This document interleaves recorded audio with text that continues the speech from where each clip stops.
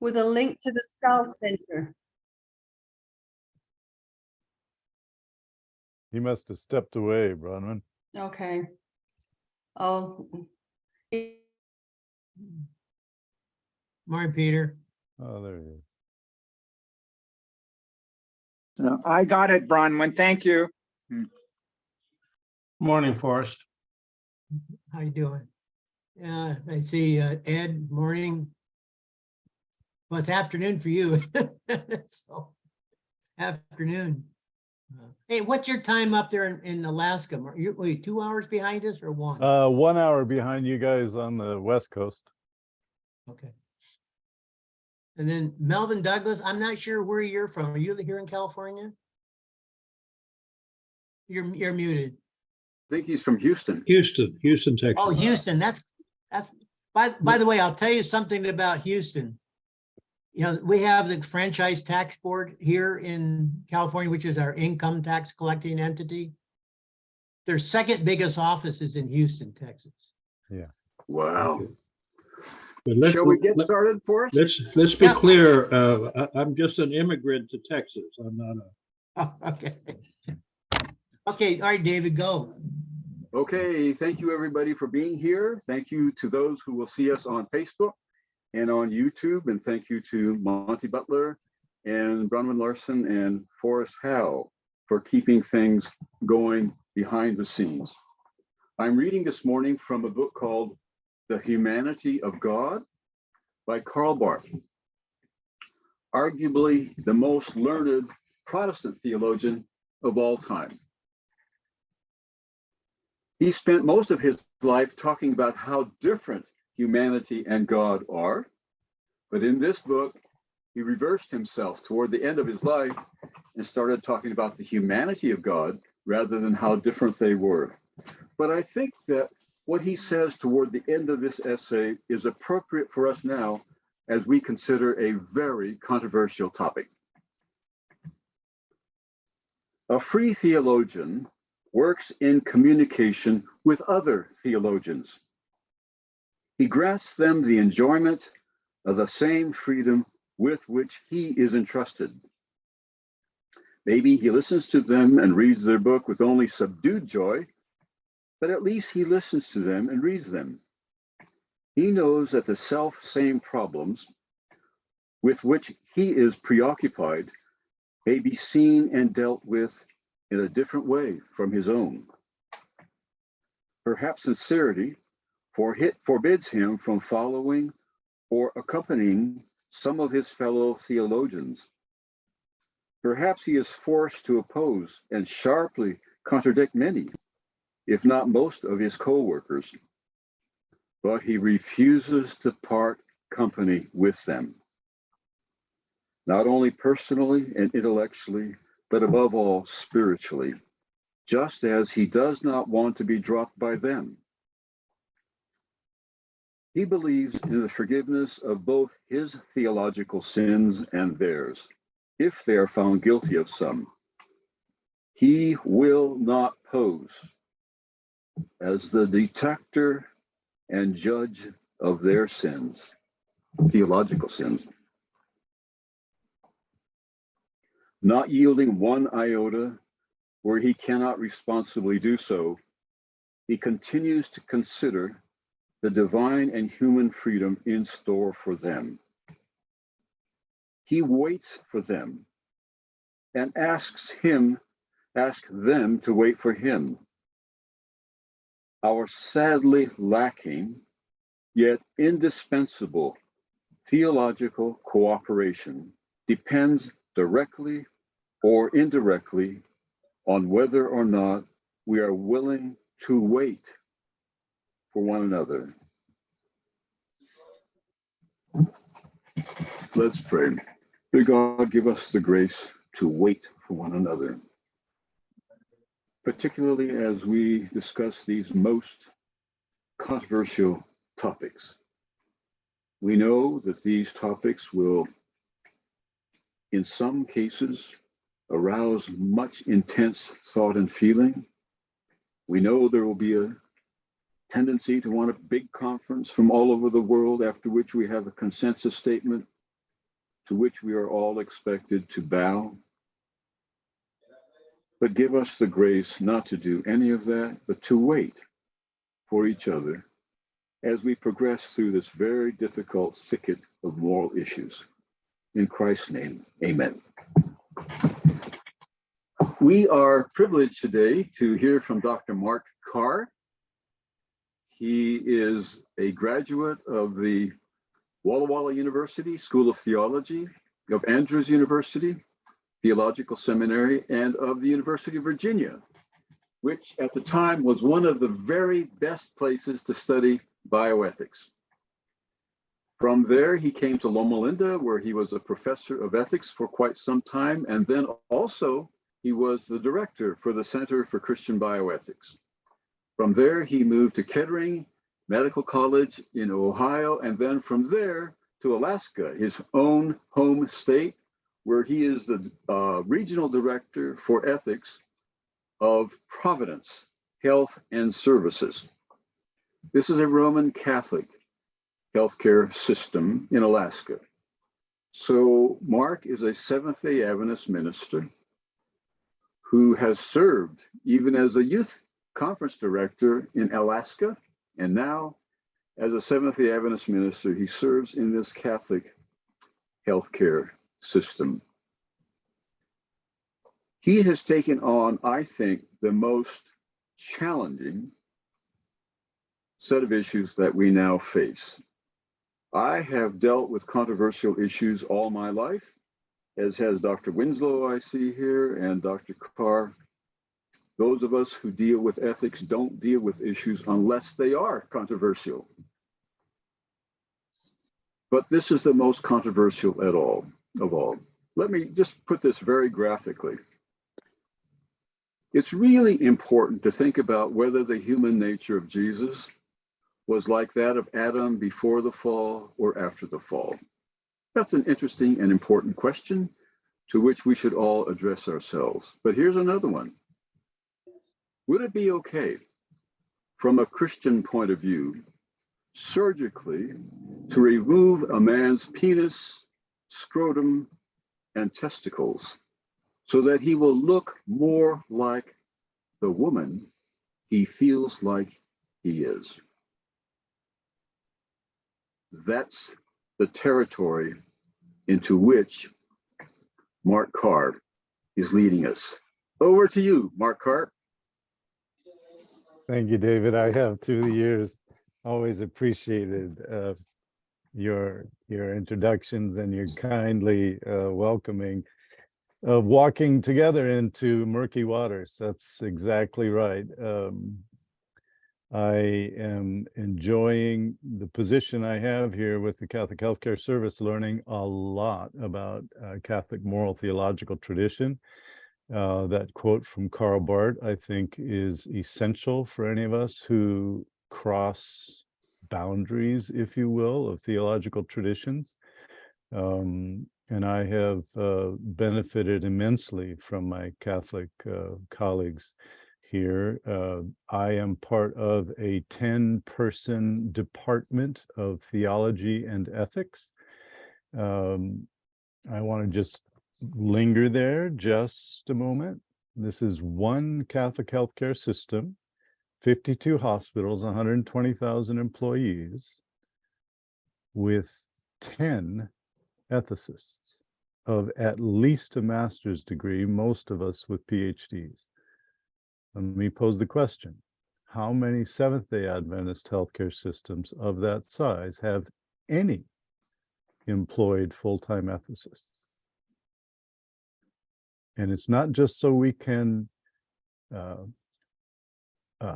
guard the boundaries of Catholicism. That's not our work. But this particular issue, to agree with you, David, is, in my estimation, one of the most difficult we've faced in generations. The nature of humankind, human nature, I have grown to believe over the years, is as important of any of our assumptions about how we live and breathe with each other. And that's part of the background of this paper. I'm going to share my screen, and I've pulled up the paper and I've made some highlights on it as I read along, and I'll likely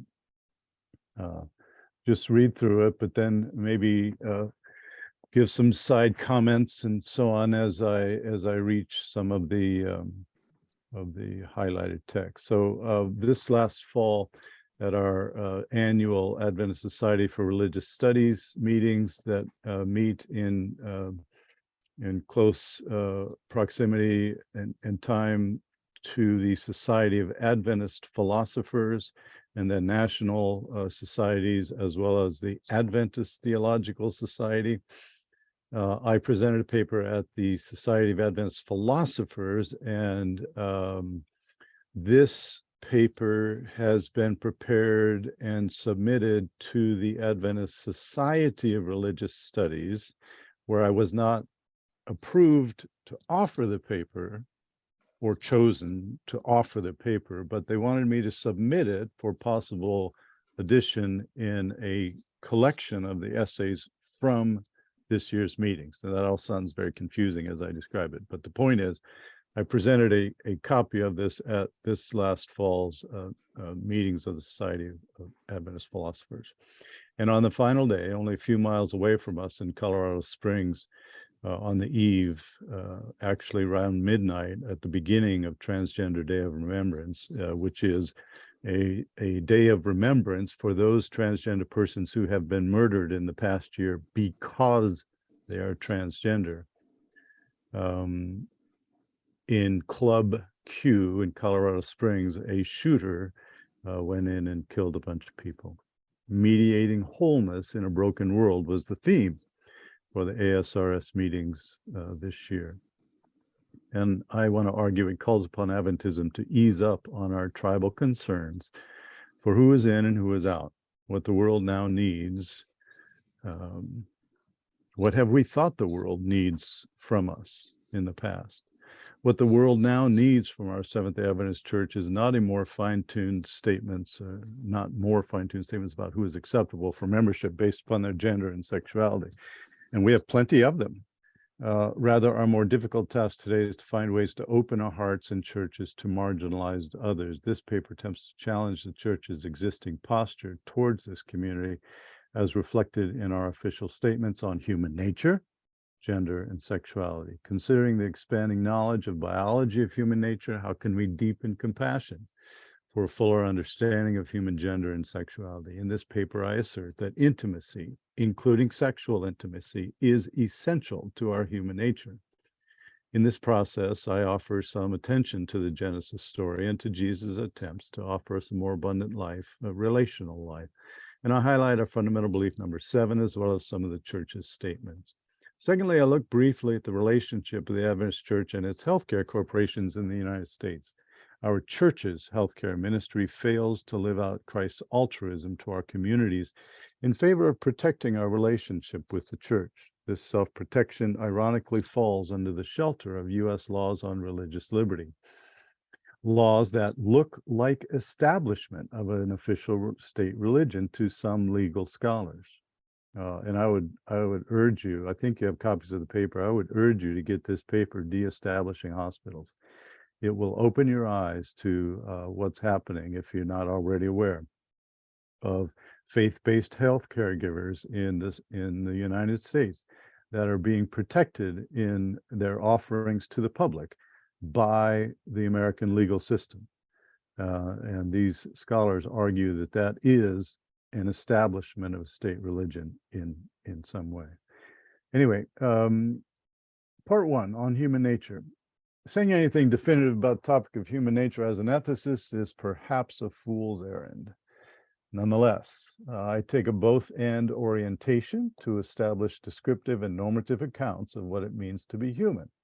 Some argue for a materialistic orientation dominated by biology or genetic determinism that excludes theology, philosophy, psychology, and religion, sometimes altogether. Others, of course, thoroughly reject a materialist account in favor of a rationalist or form of non-materialism. Some of us want both, Thanks to Jerry, as I am always happy to acknowledge, I'm a lumper. I'm not a splitter. And I think many ethicists find themselves in between space, as opposed to splitting camps. I find our presumptive understanding of human nature, I just said this a moment ago, is very influential. So I take this both and approach, and by that I mean I say that our functional and heuristic reasons, life today, for functional and heuristic reasons, life today demands that we recognize, indeed prioritize, the reality of our material lives. I want to argue that genetic science is revealing things about human nature that we must attend to, even if it ruptures our cherished, supposedly biblical convictions, particularly as it relates to human sexuality and gender identity. Additionally, a both-and approach should not allow a biological or genetic determinism to serve as the final word on what it means to be human. Christian and evidence interpretation of the Bible has always been deeply influenced by the truths revealed through both culture and science, as it has evolved through the centuries of Christian thought and theology. In the words of Alison Yeager and Karsten Stroll, as far as human beings are concerned, the relation between nature and culture is mutually constitutive. To oppose one to the other is incomprehensible. Everything that we are and do is revealed as simultaneously cultural and natural. Another way of looking at this complexity, referred to by philosopher Neil Ruffley as developmental plasticity. Human development, says Ruffley, is only partially established at birth. The prolonged infant helplessness of human children requires a social uterus and its secondary artificiality. Anthropologist Ashley Montague once put it, there is an exterogestation involved in human development, since the human brain at birth is only 30% of its ultimate size and function. This level of complexity layered on top of human genetic complexity regarding gender and sexuality should prompt humility in our church's statements. So I take a neo-Aristotelian view of life well lived, particularly as expressed through his notion of eudaimonia, or flourishing, well-being. A virtue ethic of this sort best matches the finest stream of seven-day evidence thought regarding our material lives. We do have a theology of holistic life that closely aligns us with eudaimonism. In biblical context, Jesus' statement that he came to offer a more abundant life, form of life, can provide some general framing for avoiding picayune matters of sexual identity or gender difference. The church can and should help us all to attend to fidelity in our human relationships rather than focus on what genitalia we have or how we use them. All right, so on the materialist or biological genetic part of the both-and position I take, what is to be learned from sciences regarding human nature, particularly in areas of gender and sexuality? So in this section, I focus on persons identified as intersex at birth. Let me skip down to the next paragraph. Historically, Christianity treated such persons as hermaphrodites or androgynes in horrific manner. A recent book, author Leah Devon, The Shape of Sex, Non-Binary Gender from Genesis to Renaissance, offers an historical overview of how Christians and supposedly Christian societies treated such persons. This historical record refers to them at times as monsters, literally. Among other things, surgeons, slowly emerging from their reputations as barbers, came alongside parents and churchmen offering to fix these intersex persons so they could properly fit our established male-female frames. Reviewing this history, our history, should be required reading for anyone who speaks from a supposedly biblical or theological perspective on behalf of Adventism or any Christian group. Adventism's many statements on human gender, sexuality, and relationships simply continue Christianity's historical marginalization of these persons. What does a materialist account of human nature presently teach us about the human person? Okay, so I'm going to switch my screen share now to the genetic phenotype genotype chart from the journal Scientific America, and an article a few years back. Now, this is an extraordinarily complex chart. Nonetheless, it was for me exceptionally helpful. Now, can you see my cursor, David?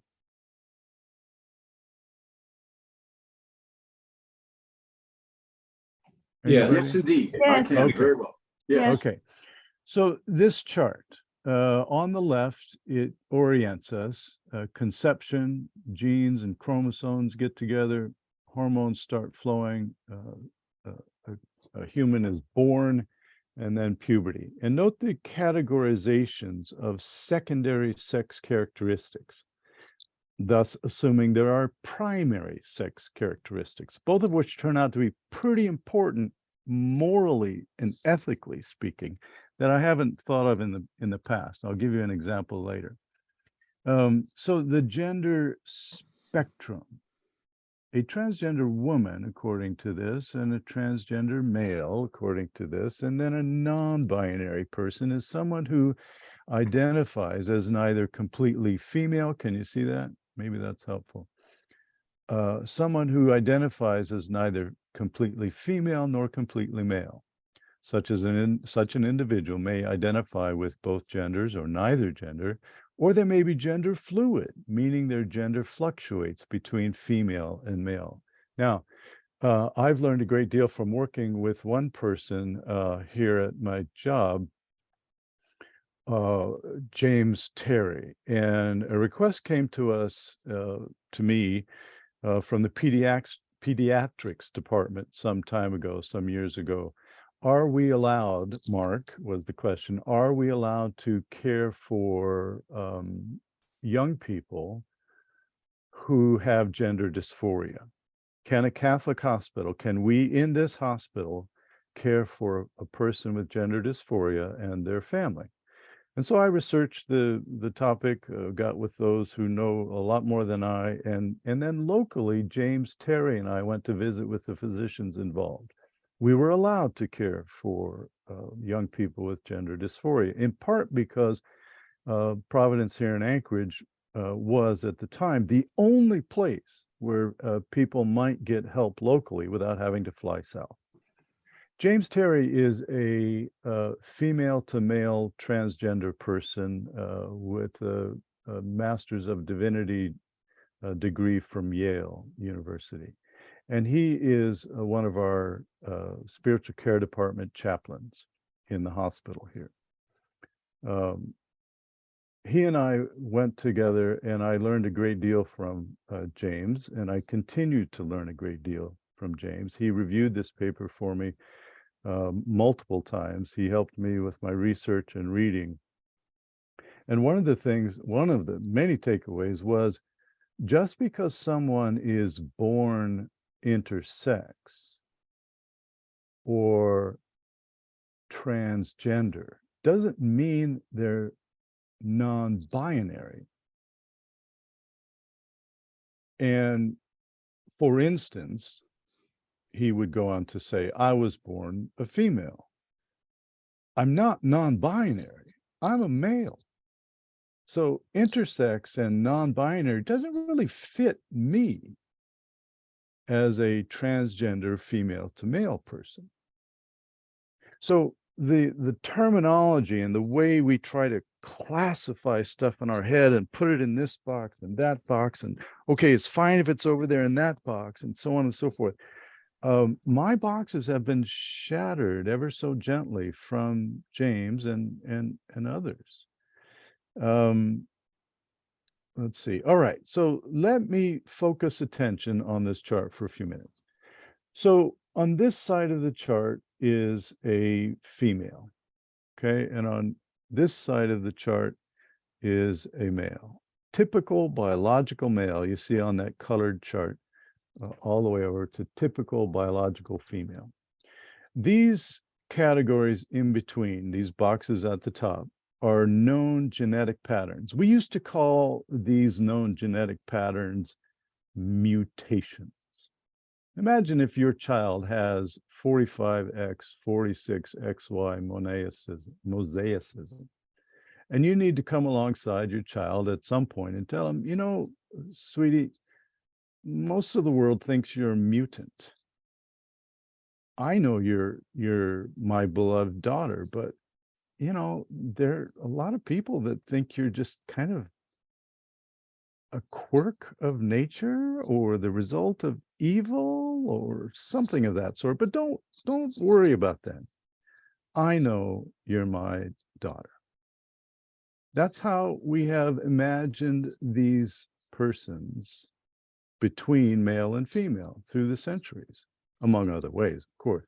Now, I want to focus on 46XY ever so briefly and follow the white line. So this is a person that has SRD5A2 gene mutation.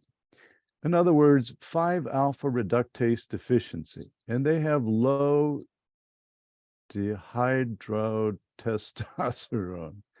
Now, this person is predominantly male or ambiguous. They have predominantly male or ambiguous external structures, secondary sex characteristics, but they have male internal structures, primary sex characteristics. So are they a male inside? We're not sure if they're male when we look at them. Follow the white line down. We can give this person male hormones and make the person look male. And as Dave noted to begin with, surgical procedures are part and parcel of this process. Now, let me highlight a different line, same genetic difference.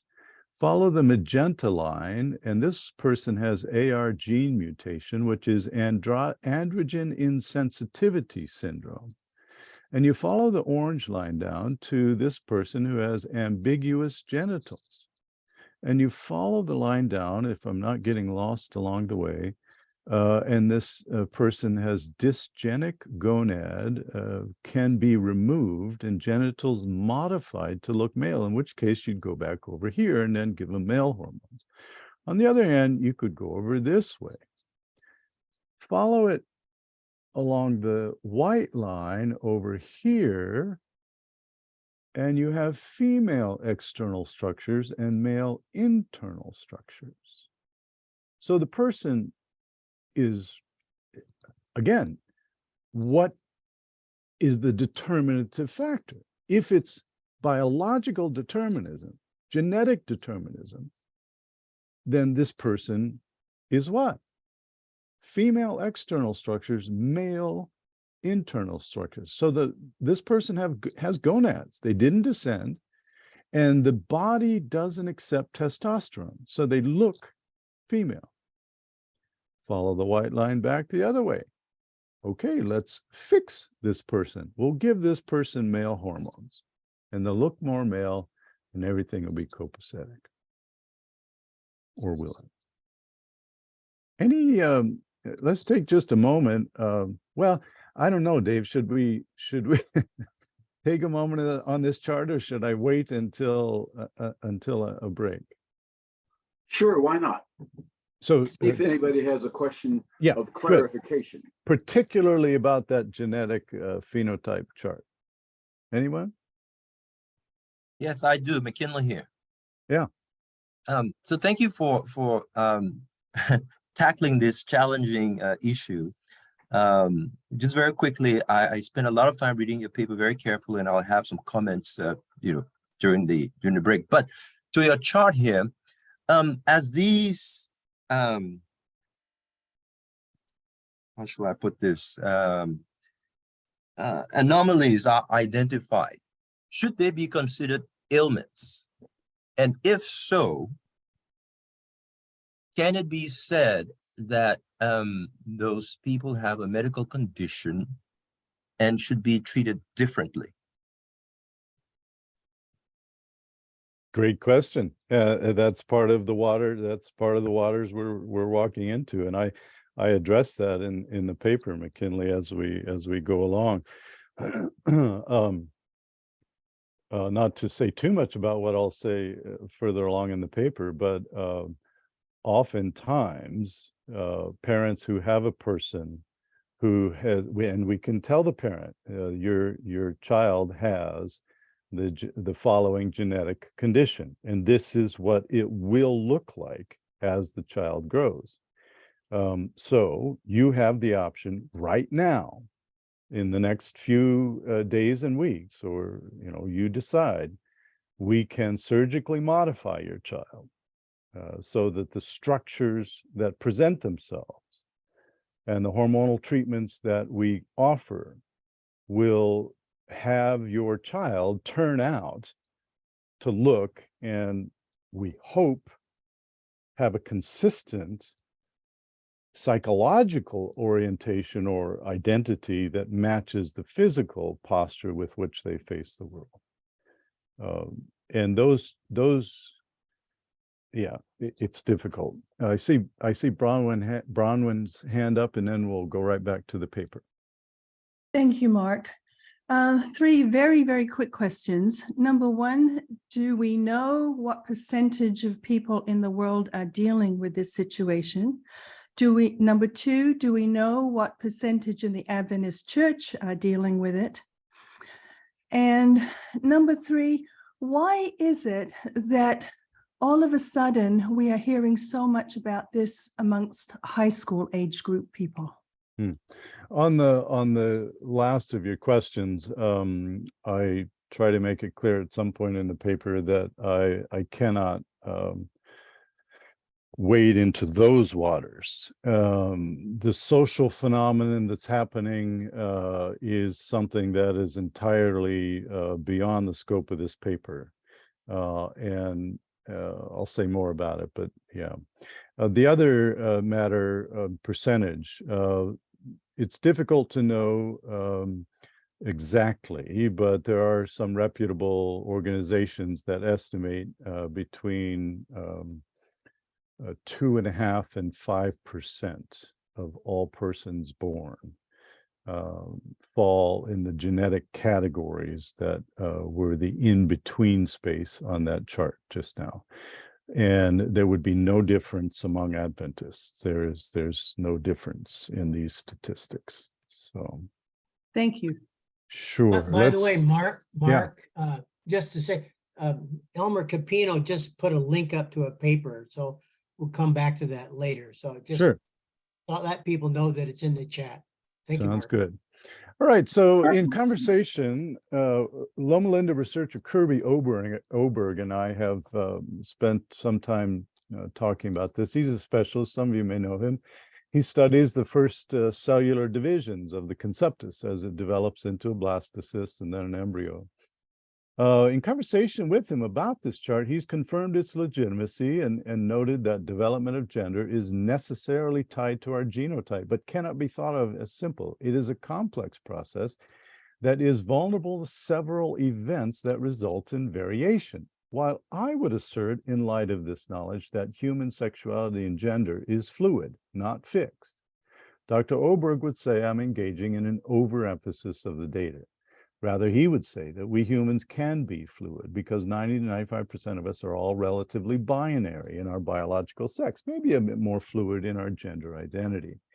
With this understanding of early human development, he asserts that there are hormonal thresholds to cross as embryos develop that toggle between male and female. At the intersection, there is room for some 5 to 10% that are ambiguous or fluid. Theologian Megan DeFranzia writes, human sex is dimorphic, but not strictly so. It falls on a continuum.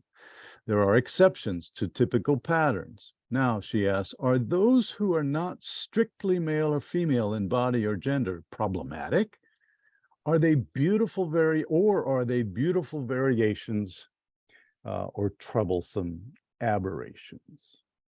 Add to this complexity is the reality of social pressures. Again, Bronwyn, the social pressures regarding gender identity and sexuality. If the complexity demonstrated in the spectrum of human genotype, phenotype is also true of the expression of our sexuality, which is not tied necessarily to our genotype or even phenotype, then our church statements of how we think God would have us live ought to reflect nuance appropriate to the task.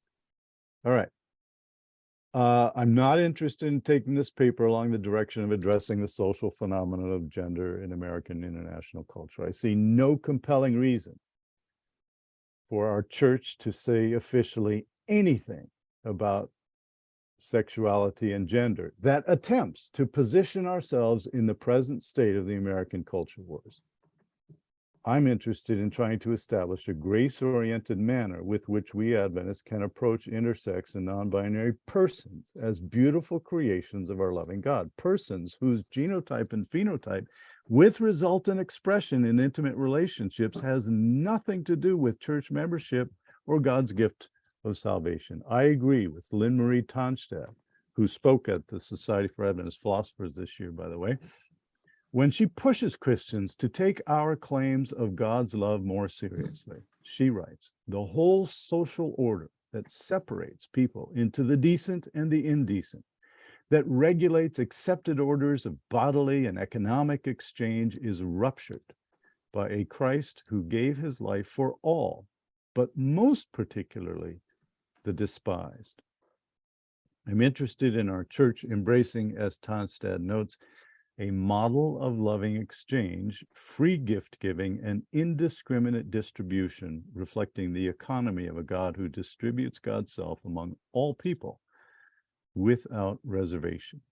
It is true that Adventism has taken or tried to take a both-and path to understanding human nature. We do reject a foundational dualism and assert instead a holistic view of human life.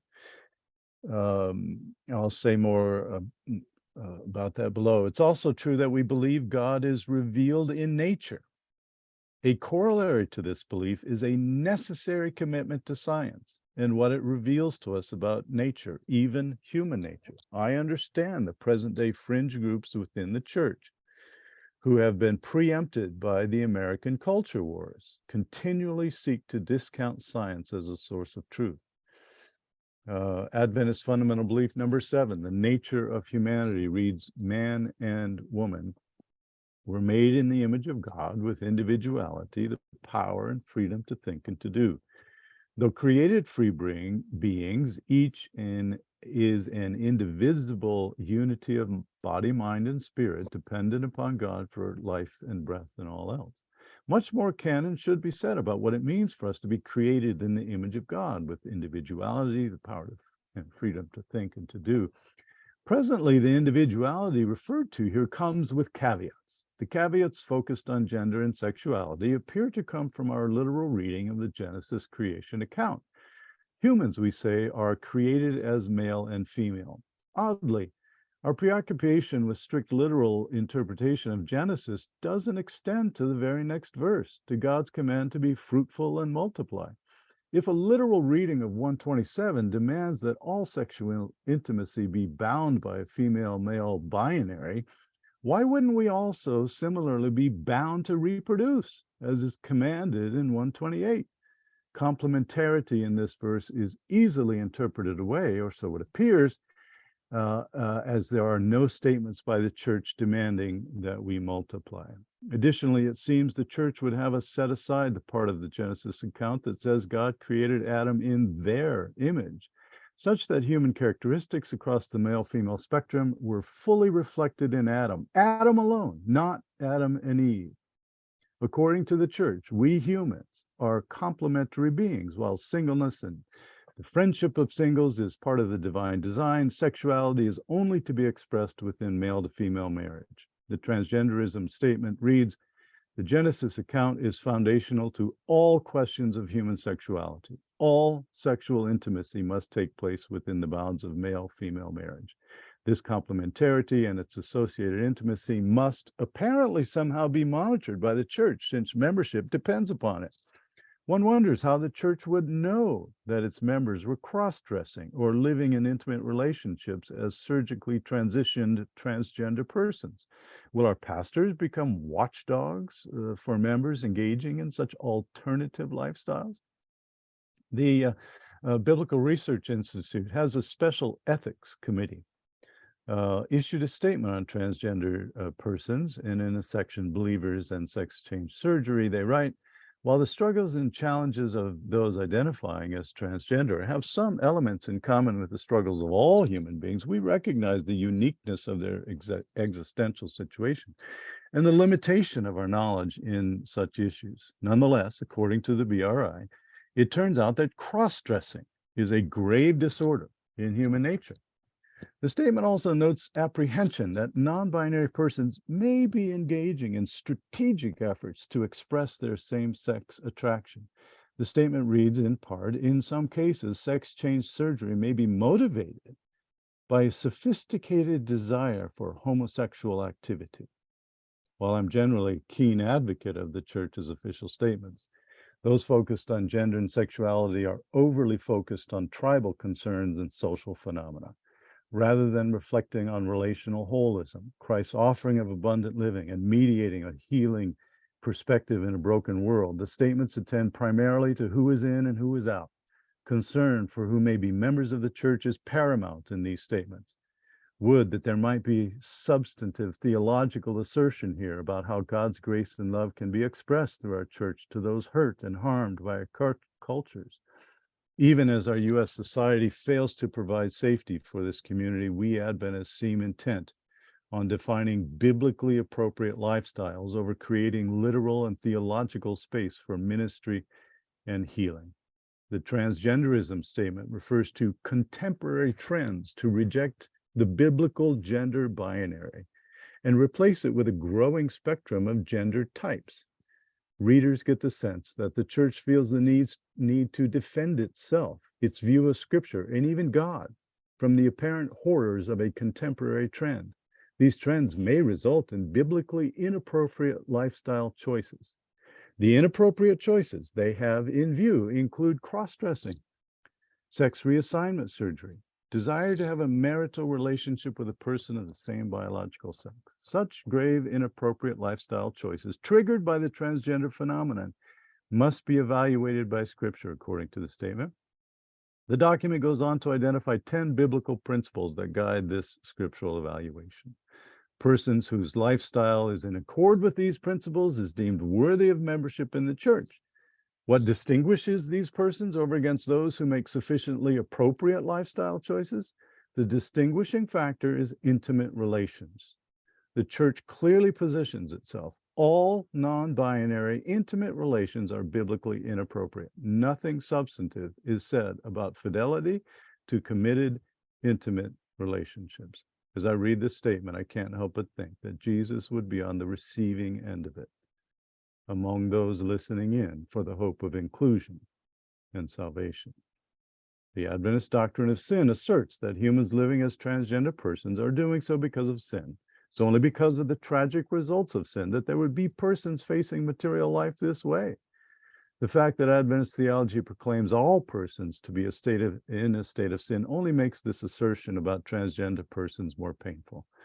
Intersex and gender fluid humans, according to the church, have some sort of special level of sinfulness above and beyond those found within the supposedly morally appropriate categories. In a 2012 statement, same-sex unions, the church proclaims homosexuality is a manifestation of the disturbance and brokenness in human inclinations and relations caused by the entrance of sin in the world. While everyone is subject to fallen human nature, we also believe that by God's grace and through encouragement of the community of faith, an individual may live in harmony with the principle of God's word. Like all sinful humans, according to the church, those who fall outside our accepted categories of gender and sexuality may joyfully attend our churches. Indeed, they may become recipients of God's grace if they present and or perform as persons of one gender or the other. Put differently, if they perform appropriately for the church's expectations, they may fully participate as members. Doing so, however, demands that they not have any intimate relations, sexual relations. The transgenderism statement is clear on this point. Number 5, The Bible clearly and consistently identifies any sexual activity outside of heterosexual marriage as sin. Alternative sexual lifestyles are sinful distortions of God's gift of sexuality. Of interest, BRI's statement adds a further nuance. For persons who have transitioned from their gender at birth, the church should not deny church membership. They go on. The only thing that we can biblically require is what the Bible requires from all of us, to allow the Spirit of the Lord to bring inner healing to us and to live a life of moral and sexual purity. Even so, the document goes on, a marriage between a non-transgender male and a transgender male, or between a non-transgender female and a transgender female, would be understood as a homosexual relationship prohibited by Scripture, and thus rendering the couple exempt from church membership. If I'm not mistaken, that is pure genetic, biological determinism. All right. I'm going to quickly go through this last section here. Long and short of it, Adventism denies trans or gender fluid persons the essential human necessity of intimacy of the sort that may include sexual contact. Thus, the church has no theological or material space with which to welcome as members such persons living in intimate relationships with others. Now, I'm going to assert the obvious. First, theologically, if we can say that God reflects the full female-male gender spectrum, and say at the same time that God created humankind in God's image, then it strikes me as odd that we persist in limiting our view of appropriate intimate human relations solely through the gendered categories of male and female. Leah Devon, in her historical survey of Christian commentary on Adam, she notes in this, for some readers, I'm quoting Devon, Adam's maleness was inherently joined with femaleness. Some went so far as to claim Adam himself as an androgen or man-woman. Through this creation story, the concept of primal androgyny entered Christian theology during the first decades of the 3rd century. And according to Devon, certain Christian theologians at that time described Adam as a sexually undifferentiated human, the lost prototype of human nature that reflected divine innocence and simplicity. Devon offers historical material in support of the view of Jesus as androgynous. In a chapter on the alchemical tradition of the late Middle Ages and early Renaissance, she details the rich artistic portrayal of Jesus as a person incorporating the whole of male-female spectrum. According to this view, quoting Devon, Christ is the ultimate non-binary figure, a unity of contrary parts, the human and the divine, the male and the female. Christ in his life is both nature and supernature, male and female, human and divine, the poles of the spectrum tendered together, an eminently desirable union of opposites that transcends the normal operations of nature. Or as Lynn Marie Tonstad puts it, Christians believe in a God whose love undoes every binary. What strikes me about this is that if we're able to wrap our minds around Christ being both divine and human, how is it we're not able to wrap our minds around Christ being both male and female? Secondly, assert that intimacy is essential to our human well-being. I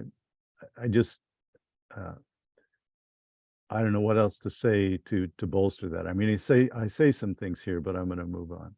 Might it not be asserted that the divine purpose of human coupling was for relational enhancement through intimacy rather than reproduction? Reproduction and the supposed complementarity of our biological structures then might be considered of secondary consequence. But instead, our church seems unable to avoid being dragged into the American culture wars on gender and sexuality.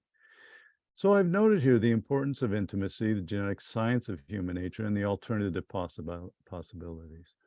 Through the statements on gender alone, Adventism marginalizes, and here, Bronwyn, are some numbers. Adventism marginalizes roughly 136 million people today. And in the footnote, I note experts from the United Nations estimate that up to 1.7% of the population are born with intersex traits. 136 million people. Additionally, our statements on same-sex relations sideline literally hundreds of millions of more. This seems like it ought to cause us a lot more anxiety than it does. To highlight the complexity and hopefully escalate our anxiety, let me ask some questions. Upon whom does the moral burden fall that a baby with atypical sexual development matures toward either male or female phenotype? Let me ask that again. Upon whom does the moral burden fall? If the parents decide to let the child grow up, and the child grows up and understands and believes and needs intimate relations with other humans, intimate sexual relations with other humans, upon whom does it fall, the moral burden for that person to perform or have physical, surgical, structural rearrangement so that they can be either male or female and thus fit into our membership category? Should the parents insist soon after birth that the child go through surgery? Should a surgeon step forward and offer services that would fix the child? Should the person with atypical sexual development simply grow up like everybody else? And should the child be baptized into the church prior to settling into either a male or female phenotype, if they have to settle into one at all? And if the answer is yes, then how would we go about pushing such a person out of membership when they make inappropriate alternative lifestyle choices to be intimate with another human? To be clear, my assertion is that intersex and non-binary persons of whatever gender orientation should be celebrated for who they are from anywhere they fall on or move along the spectrum of human phenotype. Adventism would do well to open its arms to this community as a faith community, we as a faith community of sanctuary from a society hell-bent on marginalizing them. David, the second portion of the paper, I'll stop sharing.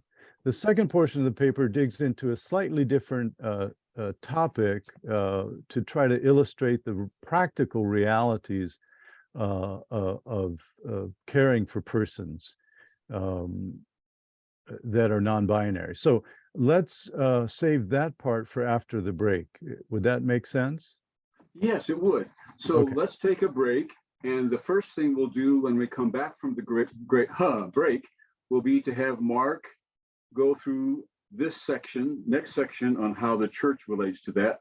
Secondly, if Dr. Winslow can stay by for this much longer, I'd like to hear anything he would like to say. He doesn't have to say anything if he doesn't want to, but if he would like to say something, we'll give him a chance. That would be Thirdly- lovely. For instance, I quote the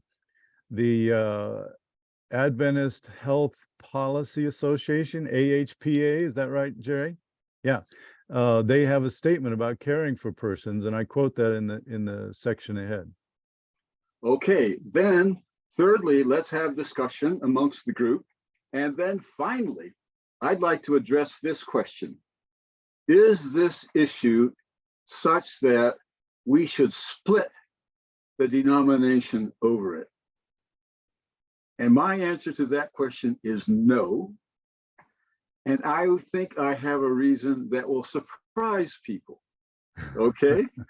Don't think you know why I say no, because it's a surprising answer. So let's take a break. It is now 11:25. Okay, David, let's go. Thank you, Forrest, Hal, and we are back from the break, and thank you for coming back from the break. First of all, I apologize for calling Monty Butler Monty Ponder. My error. I felt it at the time, but I wasn't able to correct myself at the time. So my apologies there. Secondly, we're going to hear from Mark Carr to continue his paper. But is Bob Ford here still? I think he is. Bob. I'd like to have Bob Ford. Yes, I'm talk here. about two things. One is that he knows about an upcoming book that we ought to hear about, but also in the chat, he talked about this in relationship to primates, namely gorillas. We need to hear from him as well. And then Jerry Winslow and then an open session. And then at the end, I'd like to say why I don't think the Adventist Church should split itself over this issue for reasons I think many will find surprising. So first of all, back to Mark Carr.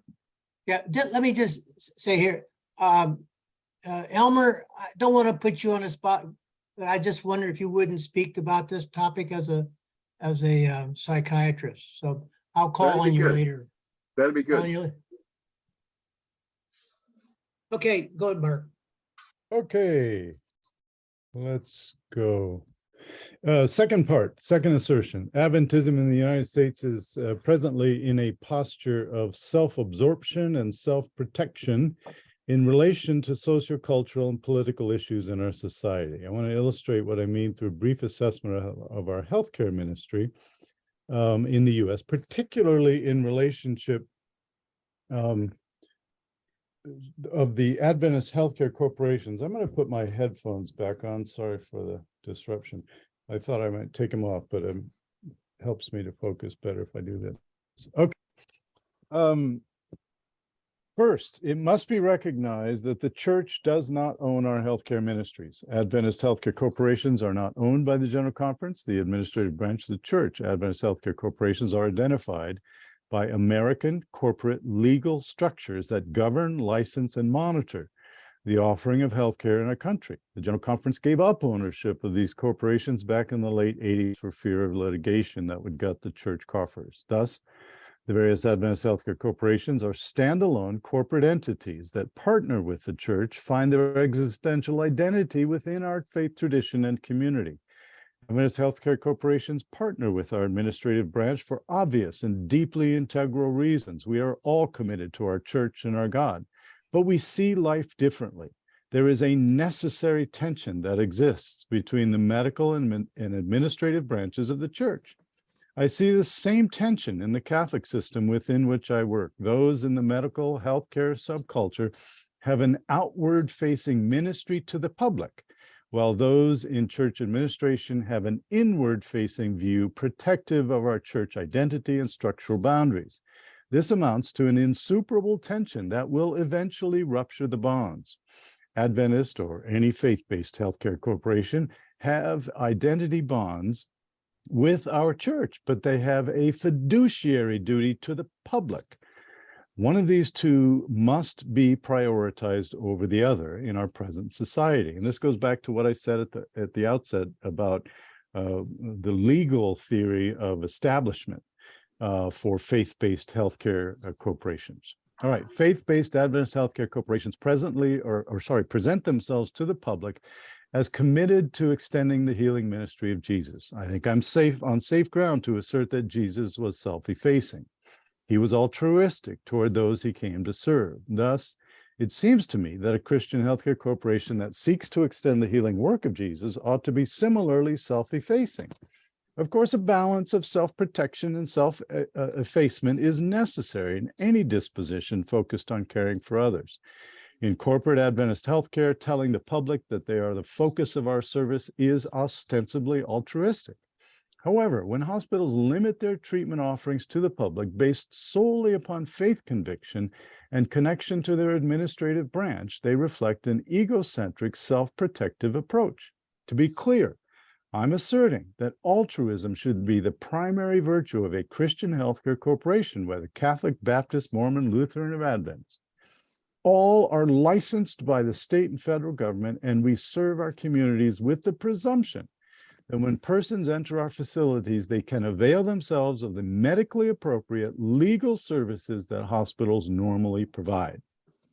Of course, not all hospitals are able to offer everything legally available, but when upholding the church's faith convictions and offering the public what they have deemed appropriate comes into conflict, our inclination should be altruistic. We should offer the medical care the public seeks. In my view, such altruism would be a healing force in our society. Unfortunately, the altruism of this sort causes tension in the relationship with the administrative branch of the church, and it ought to. One need only read the gospel accounts of Jesus' ministry to see how his altruism stressed his own relationship with his faith community. This is not new, and it should be contentious and difficult.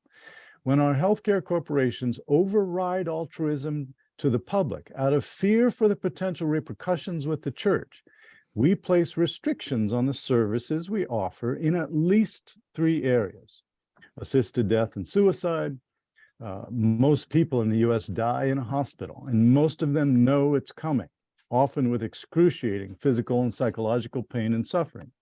In states where assisted death and suicide is legal, Adventist hospitals refuse to help patients secure these services. And understand that I'm not positioning myself necessarily on assisted death and assisted suicide as an issue per se. I do not support forms of assisted suicide and assisted death mostly.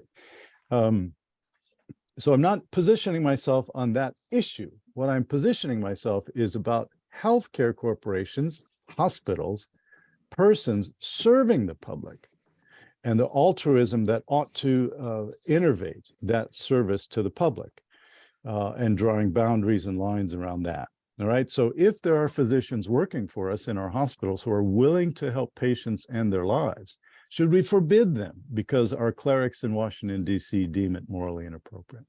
Abortion services, the same. Intersex and gender transition services, what rules should be established? So tempted to take a quick aside for a recent case here at the hospital where I work, with regard to a surgical procedure for a transitioned person who wanted to modify their body. But it was for secondary sex characteristics. Remember the chart, we noted primary sex characteristics and secondary sex characteristics. And some are acceptable in Catholic systems and some are not, depending on whether they're primary or secondary. Well, illustrative to this question on caring for persons transitioning genders, there is a statement issued by the Adventist Health Policy Association, a representative body of Adventist healthcare corporations. It is a welcome and bold statement in light of the relationship between our administrative, medical, and business subcultures. Calling upon the biblical principle of justice, the document calls for extra care and concern for those at increased risk of unfair treatment. And I asserted here for this presentation, when was the last time you read a statement from an official Adventist entity that invoked justice or fairness? None come to my mind. So again, with deep applause and appreciation for AHPA, even to invoke the biblical principle of justice says a lot. It goes on. Adventist healthcare ministries contribute to the restoration of human dignity, equality, and unity through the grace of God, by which human beings understand themselves to be interconnected members of God's family. Furthermore, unlike our administrative branch, there is an explicit appeal to the authority of science. Scientific knowledge regarding gender identity continues to be developed, and emerging evidence requires clinicians and health systems to evaluate, incorporate, and possibly alter the delivery of healthcare based upon the best currently available evidence. As our healthcare corporations operate in outward-facing ministry to the public, should they engage in hormonal and surgical therapies designed to establish, maintain, and enhance the gender and sexuality of transgender persons? What happens to their connection to the church if they offer legal, medically appropriate therapies to persons making choices that the church deems inappropriate lifestyles? In conclusion, in light of the complexity of human nature, it is my hope that Adventism finds a path forward on human gender and sexuality that accounts for science while upholding the necessity of intimacy for our health and well-being. Throughout our history, we Christians and Adventists have often been very wrong in the positions taken when responding to evolving scientific understanding of our world, as well as socio-political phenomena. In Roman Catholicism, it took 359 years to apologize for the grievous treatment of Galileo.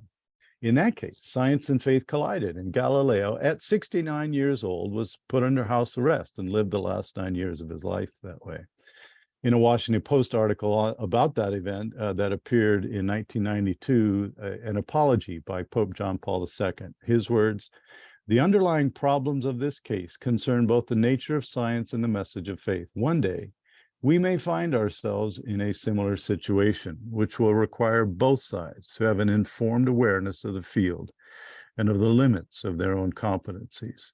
In Seventh-day Adventism, it took 100 years to apologize to our German church members pushed out at the outset of World War I in 1914 for taking a nonviolent approach to the war. The Adventist Review in 2014 quoted Daniel Gelbricht, lecture of Old Testament at Friedenau. Life is complex, and we cannot predict how we would decide in a similar context. This is where humility and grace are needed."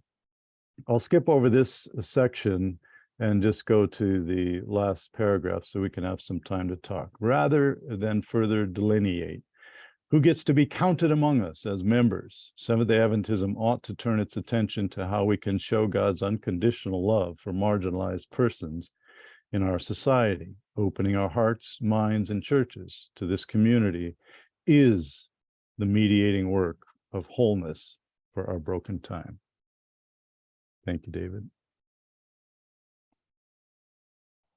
Thank you, Mark Carr, for a very stimulating paper about which we're going to have a great conversation. I'd like to take these people in this order: Robert Ford, Elmer Capino, Carol Featherson, and then Gerald Winslow. It turns out that both Carol Featherson and Gerald Winslow knew a bioethicist named Albert Johnson, who's a very influential person in these matters. So let's go through these named in this order, then let's have some general conversation. So over to you first, Bob Ford, about the book and about the gorillas, both.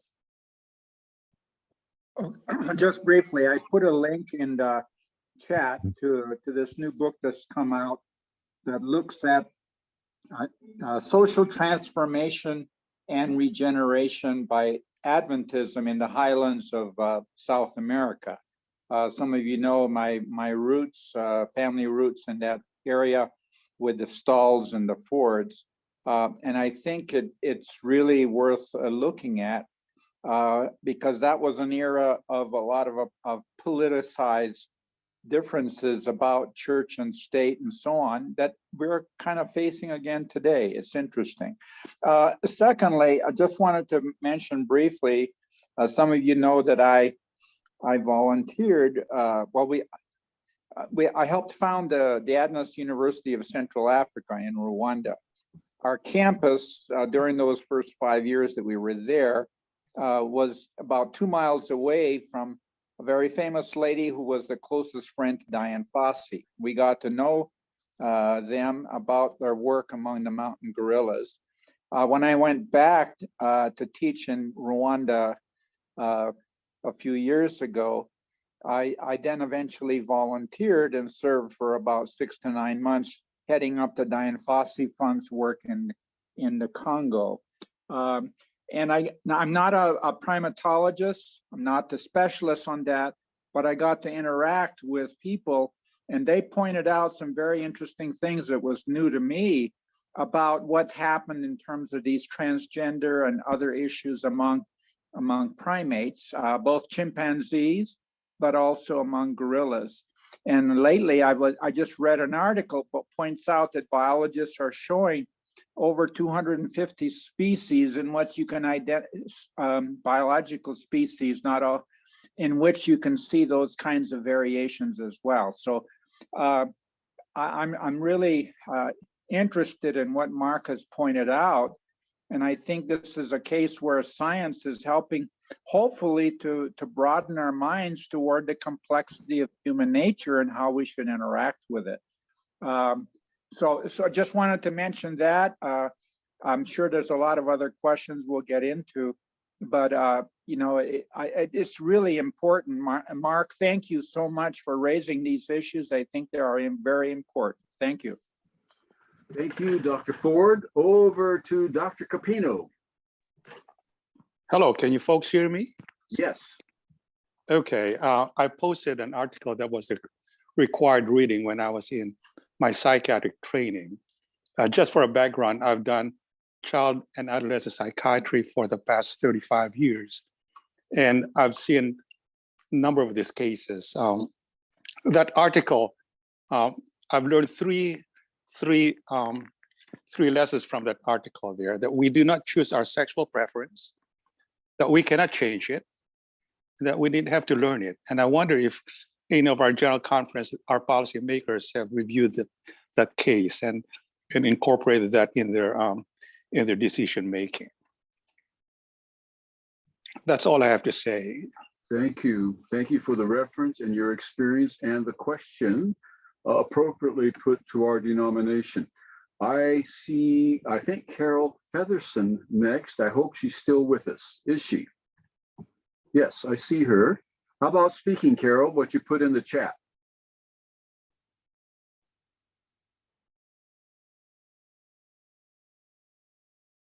Well, I see her, but I don't hear her. Let's go then to Monty Butler. Do you want to say anything about this? I kind of wasn't planning on saying something about it, but I do have a lot of thoughts. I guess one thing that stands out to me is I would just say, I think George Lakoff has something to say about this topic.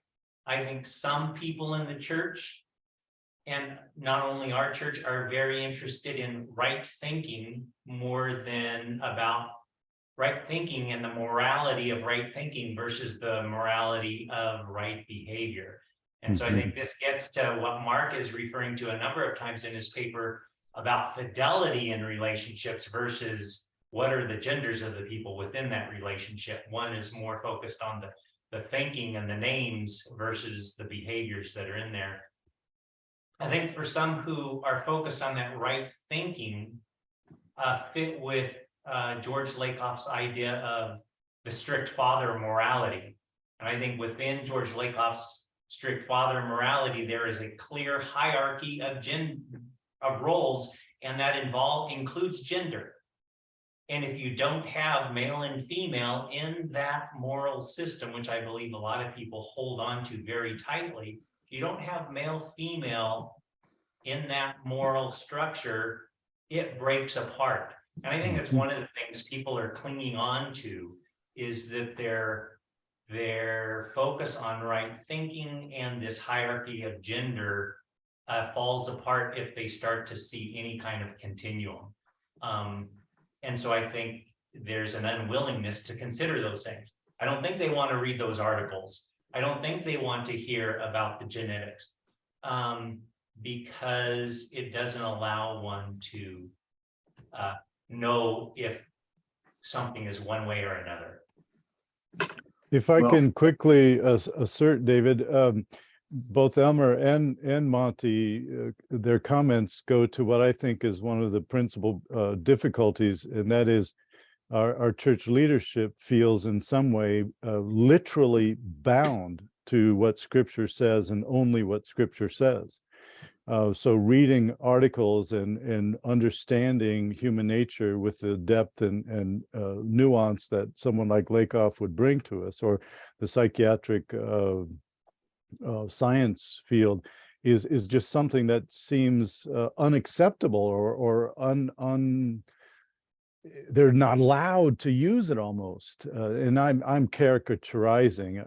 It's probably wrong of me to do so, but there is this feeling that they can't say anything except what Scripture itself says. Thank you, Monty. I'm going to go back to Carol Featherson and just report, because I don't think she can speak to us just now, report two things. One is that she has a connection with Mark Carr, because she served on an ethics committee for many years for a Providence medical center. And that's one thing, but she also has a connection to Dr. Winslow in addition to Dr. Carr, because she had some contact with Albert Johnson, who is a mentor for Gerald Winslow. So we have this double connection, one to Mark Carr and one to Gerald Winslow. So unless she wants to say something about this, we go over to Gerald Winslow. Okay, Gerald.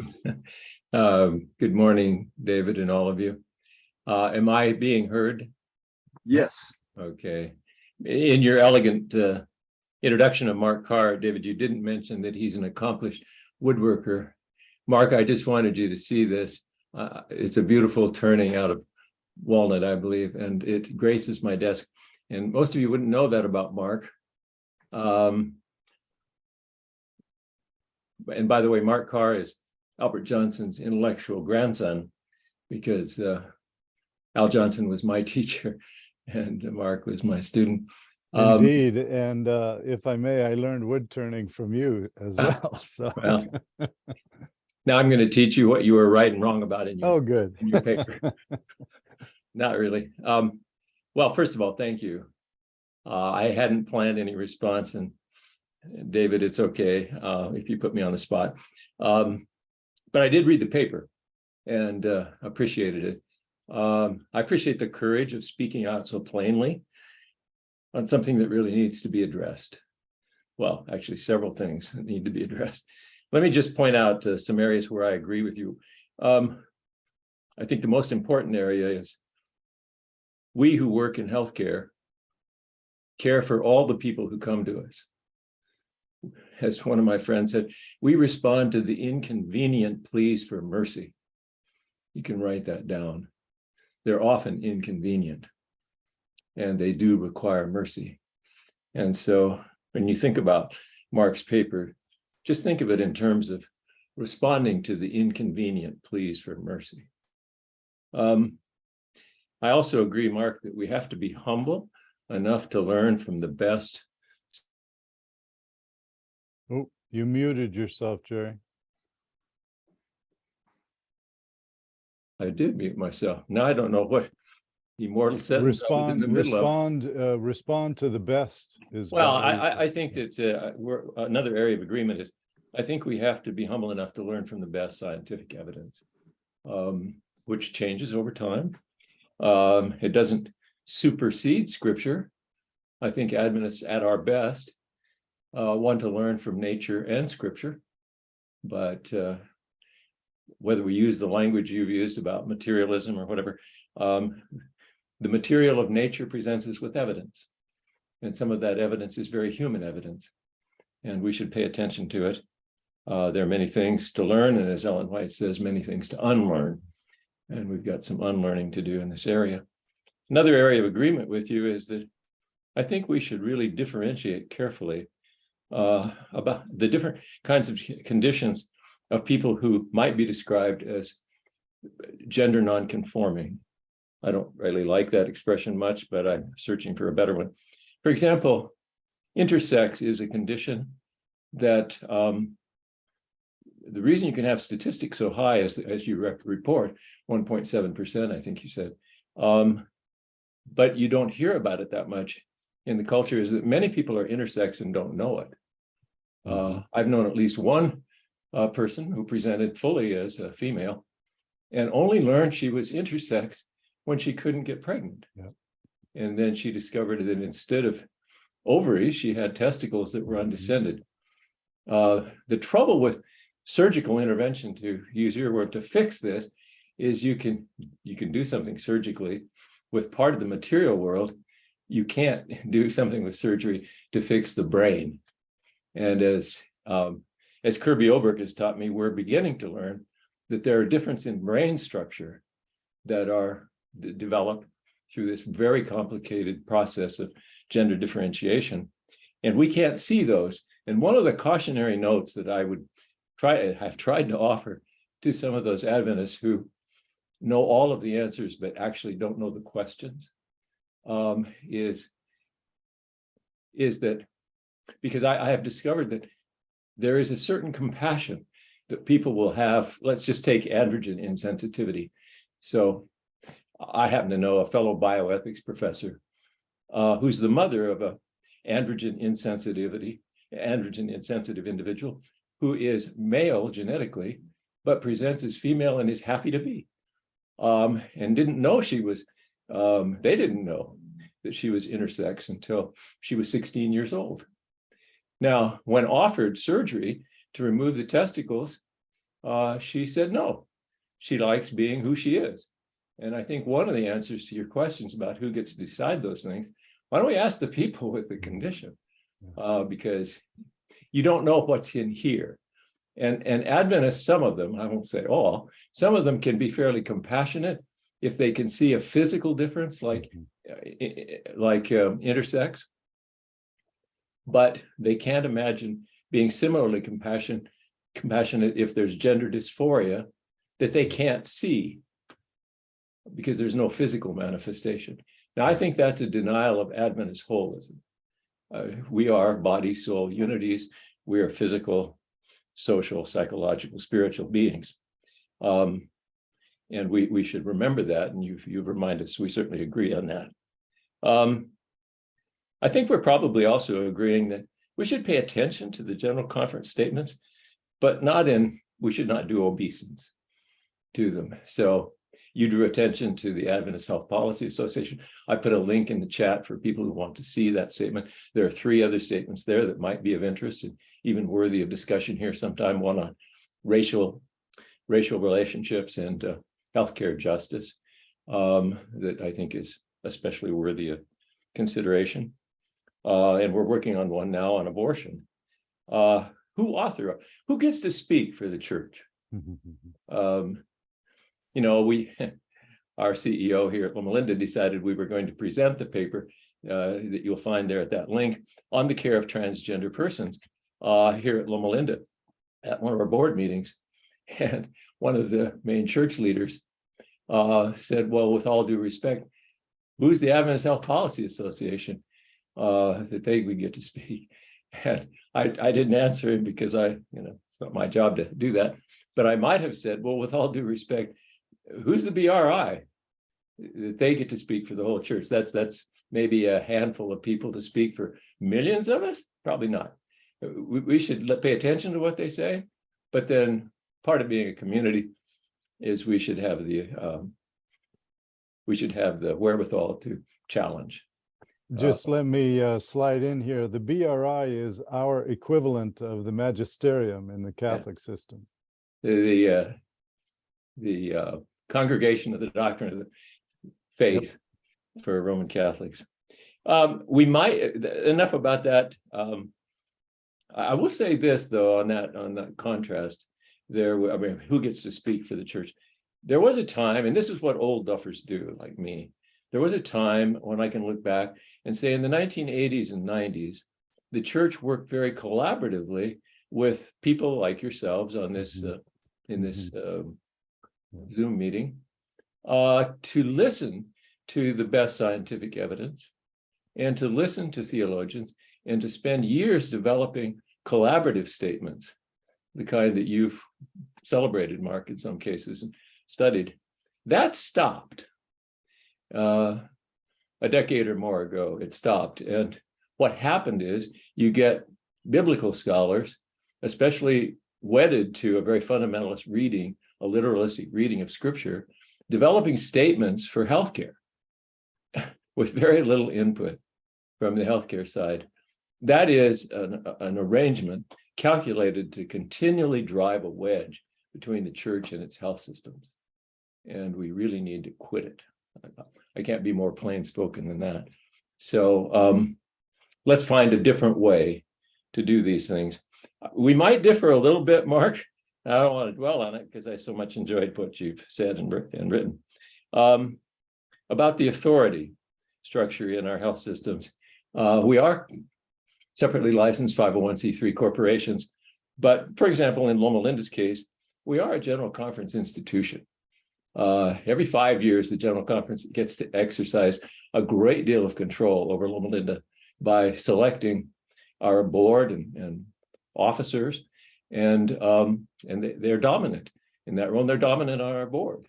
Our chairperson is a General Conference vice president. The president's on the board. We are dominated by the General Conference in our board.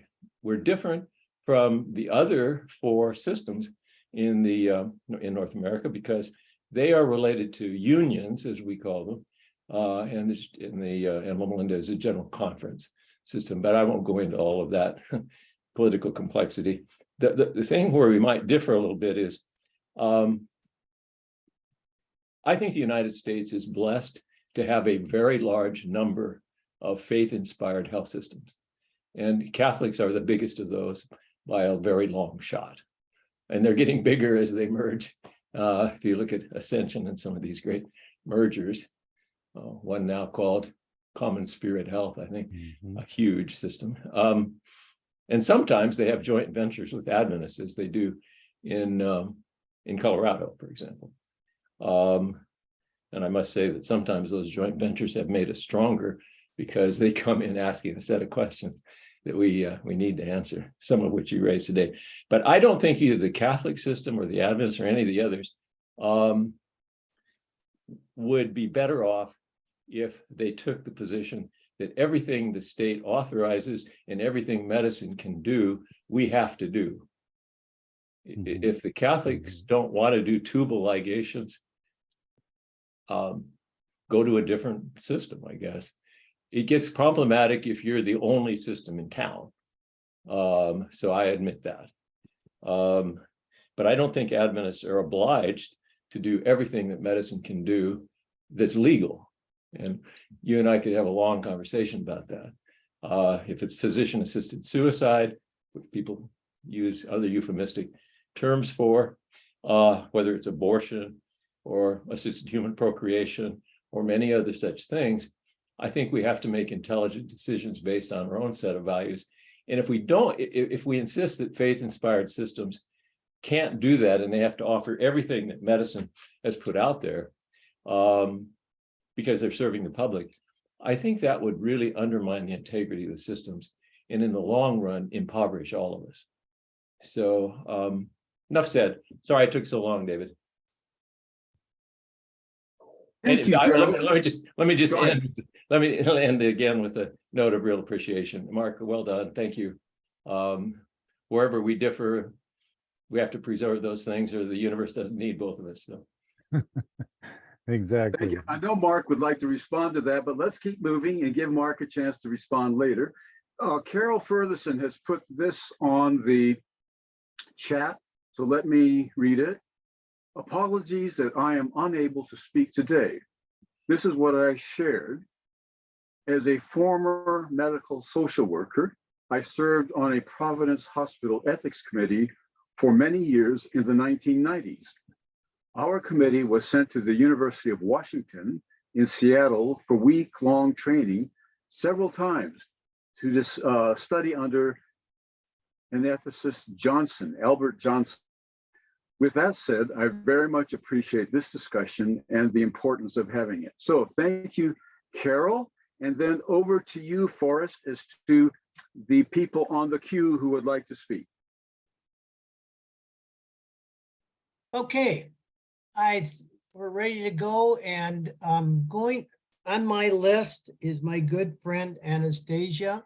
So Anastasia, we've got several people lining up here, so back to you. Thank you. Some things don't change, right, Forrest? Thank you. What an honor, Dr. Carr.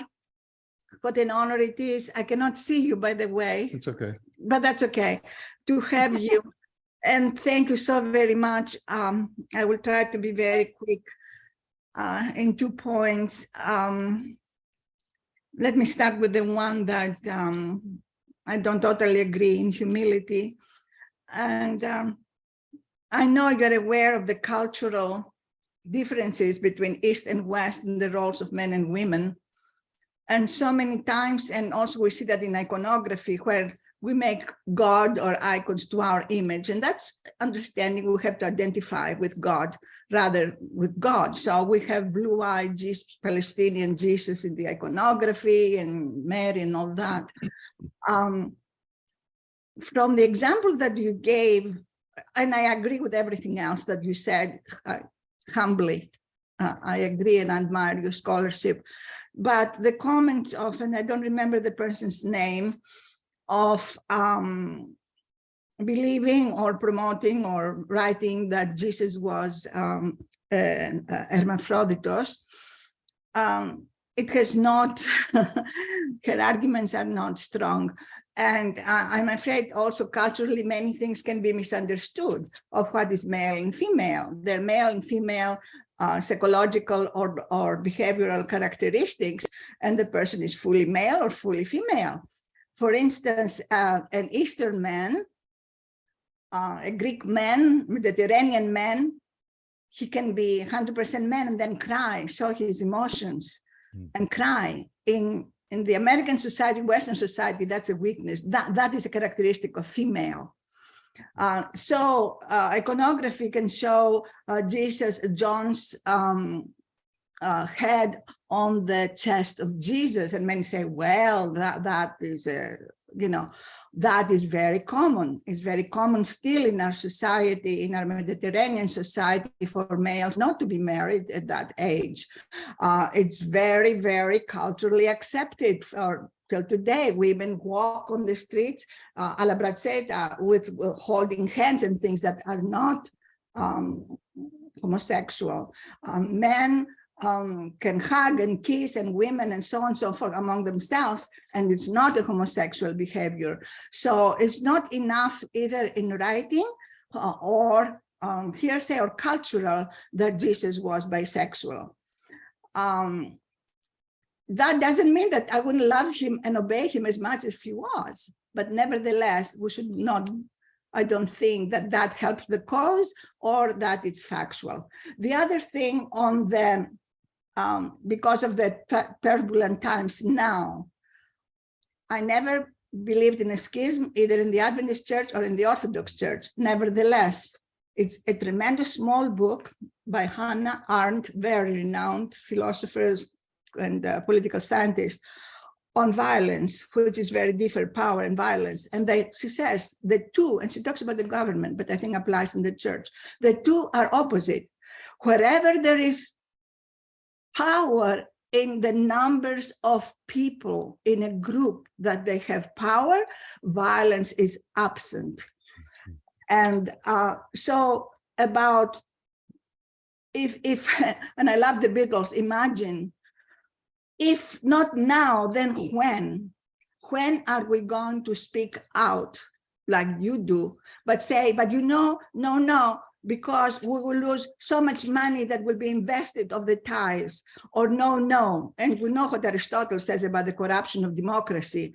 If now we don't bind together, and we don't have to go to churches and cause trouble, but if we don't bind together, all of us, for this terrible, terrible injustice and anti-Christ thing, then when? And I thank you very much. Yeah, thank you. I appreciate that. I put in the chat thread a link to the Amazon page where the book by Leah Devon is sold, of course.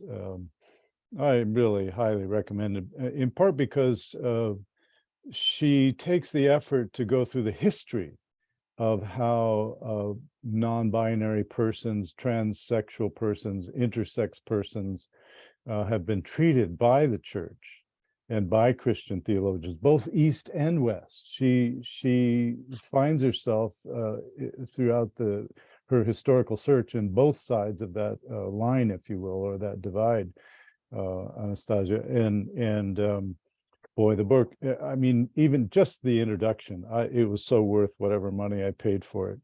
I just would highly recommend it. Thank you. Okay, thank you, Mark. Thank you. The book that Anastasia recommended was which one, Anastasia? What's the book? It's called, and it's not a big book.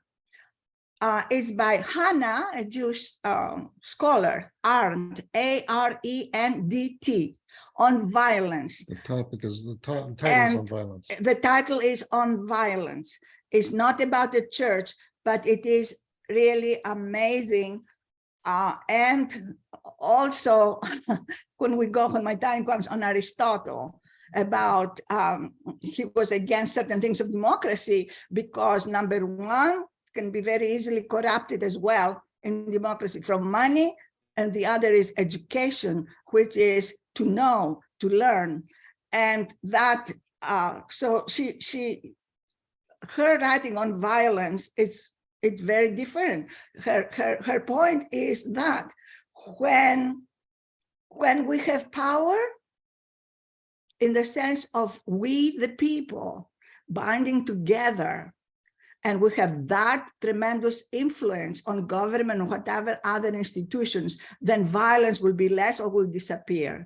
She says that power and violence are on the opposite, where the one is absolute, the other is not present. Okay, thank you. Great, Thank you so much. Thank you. I'd like to go to Simona. Simona? Thank you very much. Thank you, Mark, for a very interesting and thought-provoking presentation and paper. I read it before the presentation, but it was really interesting to listen to some of the stuff you said.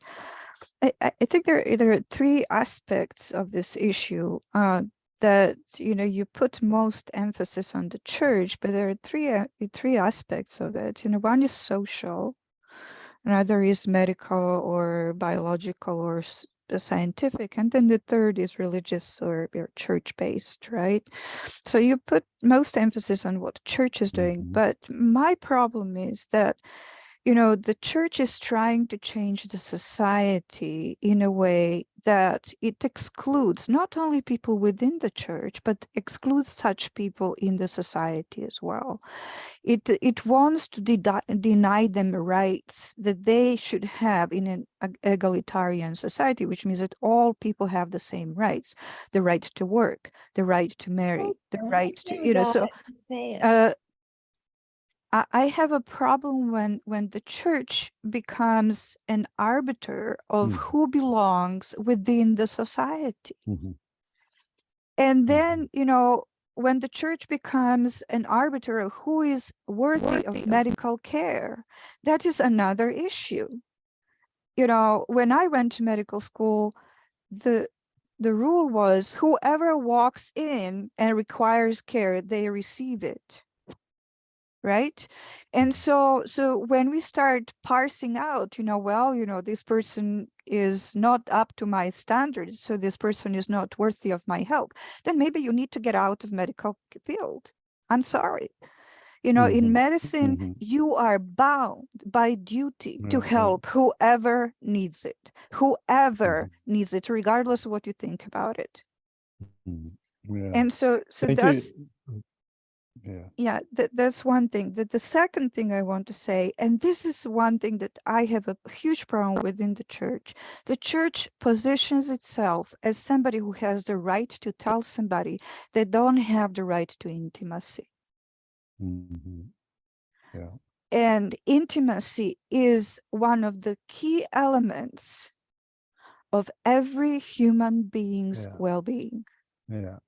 And so if I tell you, well, you're allowed to be part of the church as long as you don't have sex with, somebody we disagree with, then, you're basically saying, well, you have to cut off a piece of yourself in order to conform to what we tell is right. And this is wrong. The church is not supposed to put themselves as an arbiter. And I have very simple rule when it comes to sex. There are three questions I ask. Are the people of age? Are they capable of consent? And are they willing to consent? After that, nothing else is my problem. It is an intimate relationship. It is something that is between those two people. And so no church, no government, no society has the right to butt in and say, well, we disagree with how you do it and with whom you do it or whatever.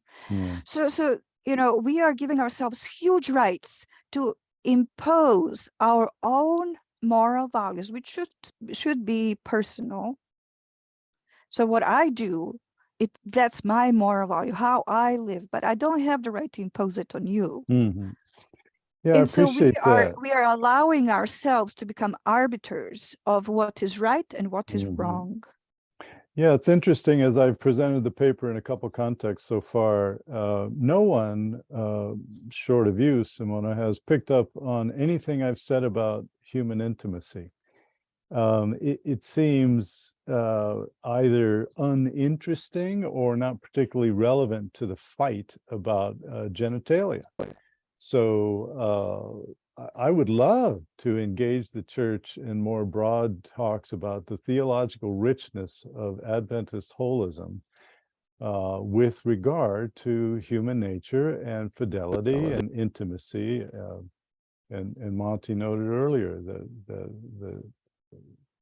the plea, if you will, it's not a strong plea in the paper, but the plea for the church to pay attention, help us in areas of what it means to be faithful to each other, to be in deep, intimate relationships with each other in ways that enhance our lives.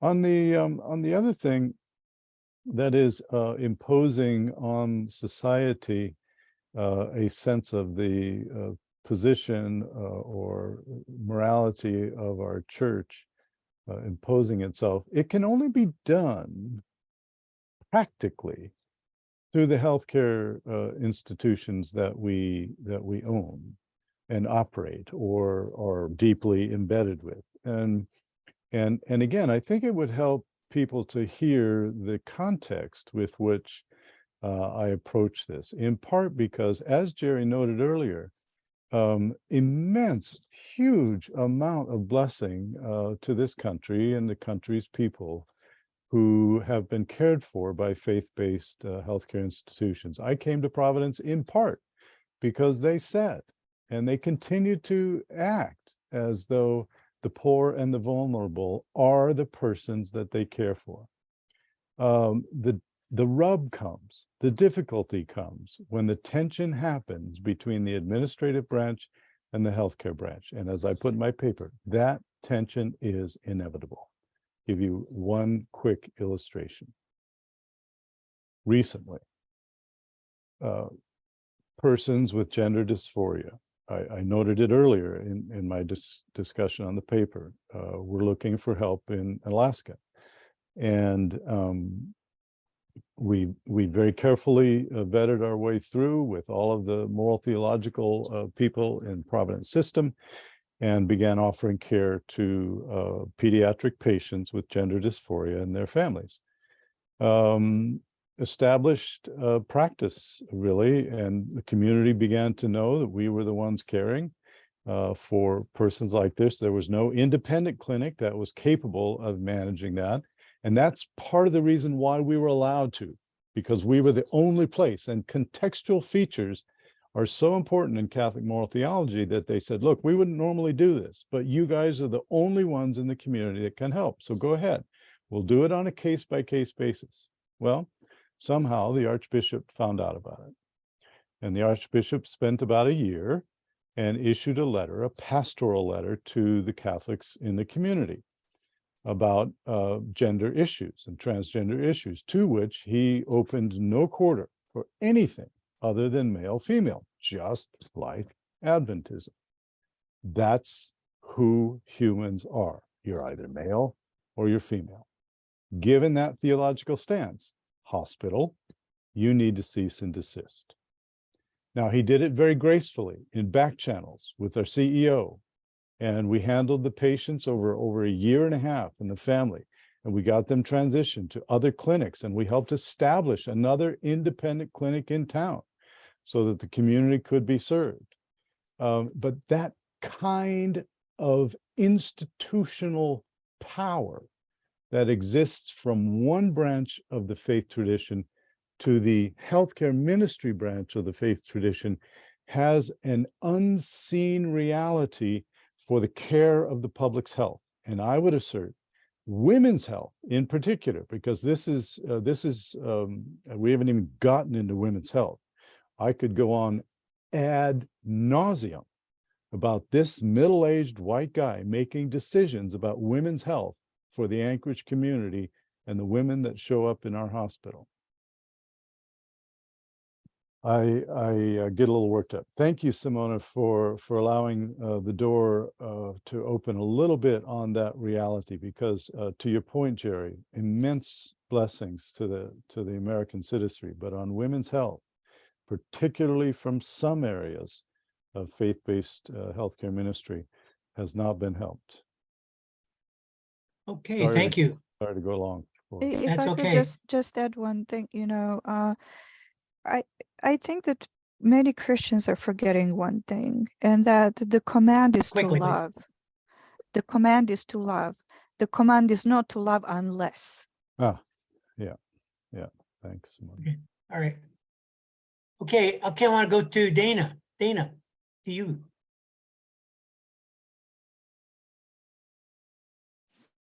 There you go. Hi. First, thank you so much, Dr. Carr, for your article, which is so carefully researched and written with courage and compassion, and with a lot of hope, as I said on Facebook, both for the LGBTQ community and also for the SDA community. And going to back to what you said about our reluctance to accept, as a church, to accept scientific evidence, I think we are still seeing scientific research as foreign fire that is brought to the altar. And then I want to talk for a second about my personal journey with the LGBTQ community. I started as any good Adventist with fear that was coming from lack of knowledge as a child. But then professionally, I'm coming from the social field, so I became involved with social justice. So I felt the need as a person and as a professional to fight for the rights of the community. And then I came to Loma Linda to do a master in chaplaincy. And with my social background, when I talked with my colleagues about the need to love people in the LGBTQ community, and I was honest, I said, I don't know how church should legally go about it. I don't know if we should change the doctrine or what we need to do, but I know that we are all sinners, we are all created in God's image, and we are all loved by God, and we as a chaplains should act in a way that is informed by this love of God for everybody. And what's interesting is not what I said, is what happened afterward, because one of my colleagues who was coming from pastoral ministry was screamed at me that all gay people are pedophiles. And what's even more interesting came afterwards, that I was okay with his idea, with his impression, and with the fact that he expressed it. But nobody in the room, none of my colleagues, none of my professors said anything about that. And this brings me to the fact that over 30 people saw your article that was shared on Facebook by Dr. Larson. And I was the first one that liked it. Nobody else had a reaction. And even people that are with you, they are still fearful. And finally, I want to go to what Simona said, to the idea of intimacy, because that moved me the most. So I became a chaplain, and I started serving all kinds of people. And I met gay couples that had been together for 25 years or for 50 years in one case. And I saw the same type of love and compassion and devotion and intimacy and care until death do us part. And I came to believe something that, I had questions about 10, 15, 20 years ago. I came to believe that love is love. And, I posed a question to my church: if God is love, and we say that when we love, we reflect God's character, is God's love reflected only in heterosexual relationships, or every type of love reflects part of God's love to us.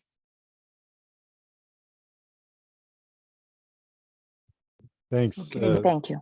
Thanks, Dana. I would just quickly say that Lynn Marie Tonstad, I don't know how many of you recognize, she is son of Sigve, or daughter of Sigve Tonstad. Yeah. I think part of the brilliance of her work is that she just really, she knows Adventism and Christianity so intimately. It's part of her DNA, but she knows how to point the mirror or to turn the mirror back on us. And I think love is one of those things that is one of the most powerful parts of any paper that can even approach the topics here. I don't, you know, for all we have said about love and for all that we believe about love, we don't recognize the rupturing reality of God's love in human life. Again, the gospel, right? And his presence among us. And how do we box it up? How do we say, no, that's not what love means. Not here, not this, not now. Yeah. Okay, thank you. I can tell you that love looks the same, you know.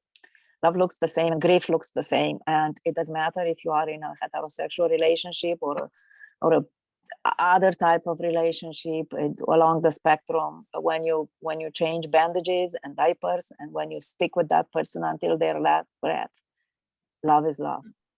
Okay, thank you. David, we're getting to the bewitching hour. I've got 2 hands up. I'll take those and then I'll turn it to you. So I'm going to go to Monty Butler. I don't get ponder from you. I was thinking about it, but I was took the high hoping road. Ponder vibe might be able to rub off on me, but maybe we don't want to disparage the ponders. Mark, thank you very much for your presentation and your paper. You've answered some of my questions. I have had several. I was wondering about the continuum that you're seeing in the Catholic Church and that Catholic medical system. And I hear you kind of saying you see a continuum there, kind of like we have a continuum here, and maybe even the official church position is kind of along the lines of our official church position, it sounds like. My question to you is, because I think it's kind of a unique experience, is to maybe learn from another system. Do you, working in the Catholic medical system along with the Catholic Church, which that system is required to work within, are there any lessons that you have identified for our Adventist Church? Maybe some areas of growth or ideas of how to move forward that we haven't found that maybe they have found that you've seen? Wow, how much more time do we have, Monty? We could enjoy lots of stuff. And just very briefly, ironically, I wrote a paper and presented for an ethics seminar for Jerry back in the late 80s for Dr. Winslow. He made me stop calling him Dr. Winslow when he told me that if I didn't stop that, he would start calling me Dr. Carr. But at the time at Walla Walla, I presented a paper, and his very first comment to me was, "That's a very Catholic thing to say, Mark." And I just find it ironic now working in a Catholic system and really jumping into the deep end of Catholic moral theological tradition, which is arguably 1,000 years older than our own. So yes, Monty, there is so very much. For instance, primary versus secondary sex characteristics. In our system, Providence Health System, we are allowed to engage surgical procedures for transgendered persons who have transitioned and adjust their body accordingly on secondary sex characteristics, not primary sex characteristics. Why? Because of the long moral theological tradition, and much of that tradition that uses principles of double effect. And look them up, you'll find them easily enough. And another one, a large area that I've come to appreciate, is the principles of cooperation. A little bit like a vehicle driver at a bank robbery. The vehicle driver is not as guilty of the bank robbery as the one holding the gun to the teller inside. So there is some connection to the evil or the sin. So it's principles of material cooperation with evil. That's the broad category. Now there are 4 or 5 or more subdivisions. Is it material or remote? Is it licit or illicit? And so you have this amazing algorithm, if you will, of being able to analyze and find how close you get to the evil act and whether or not you can be associated with that act.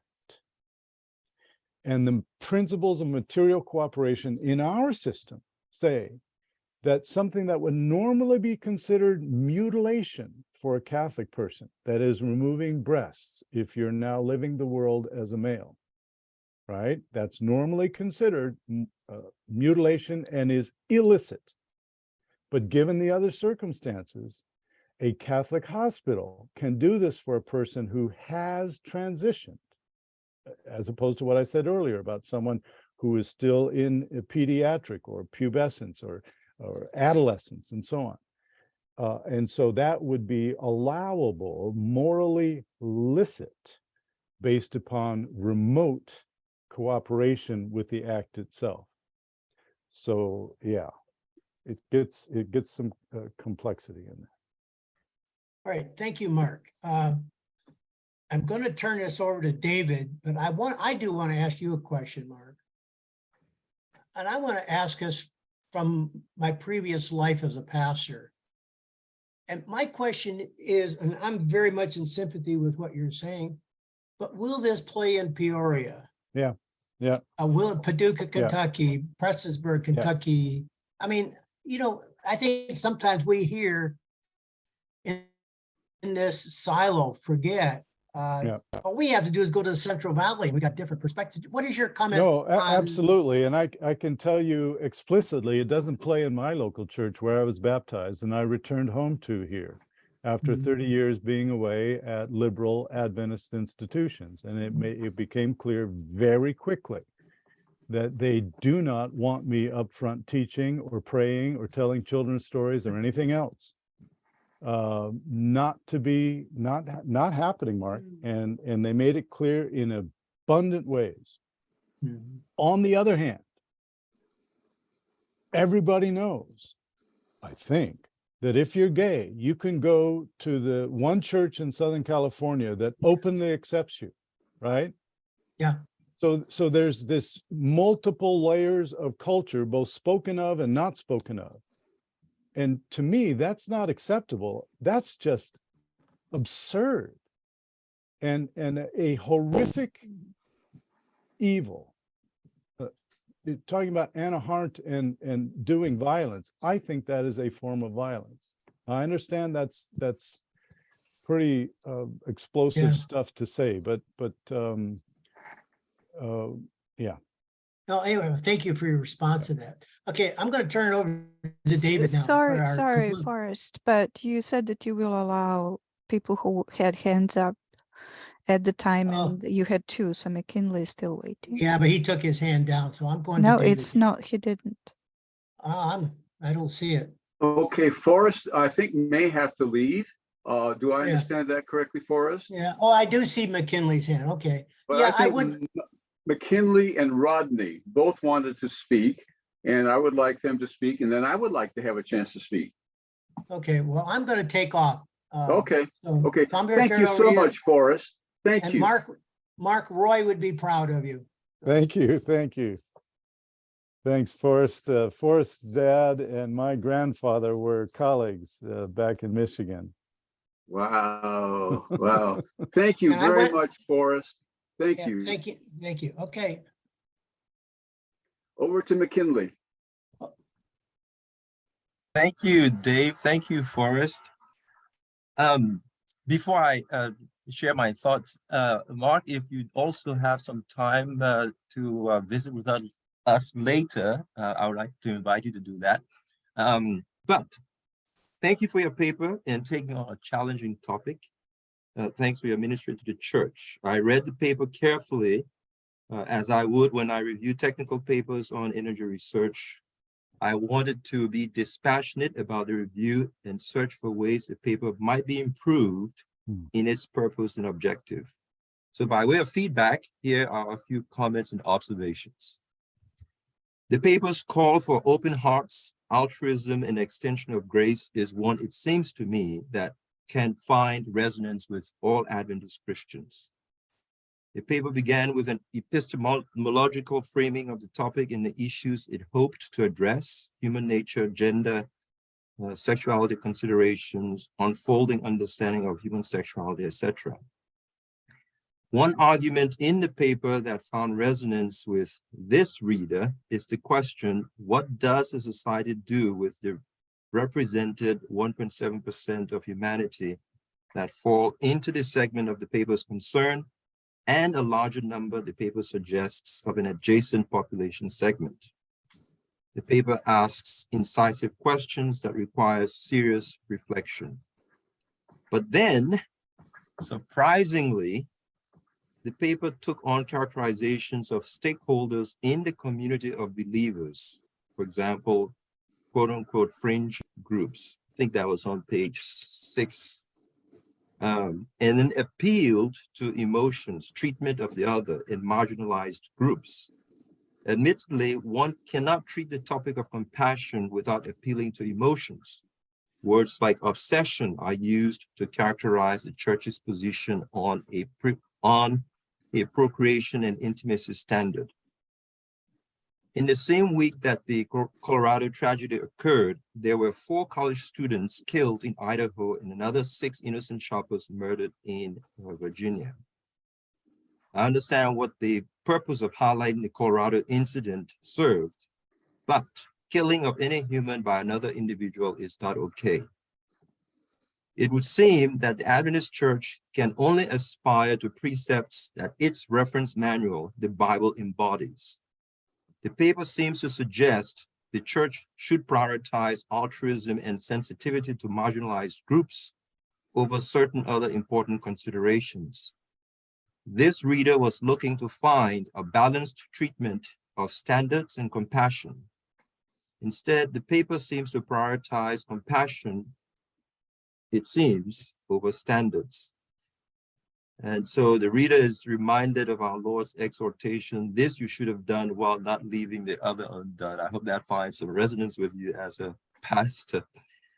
So very quickly, the attempt to redefine the clearly indicated and known gender of the Lord to foster the inclusion narrative to this reader's thinking detracts from the advocacy the paper engages and the accommodating response the paper seeks to engender.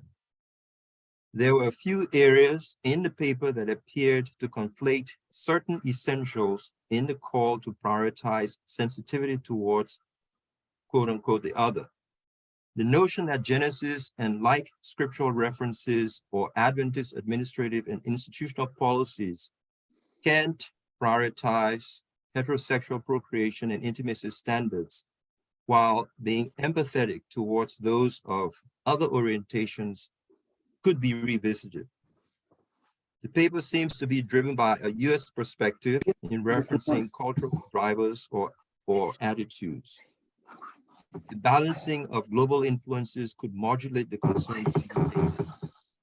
What would be the considerations for many societies that don't prioritize the accommodations the paper advocates?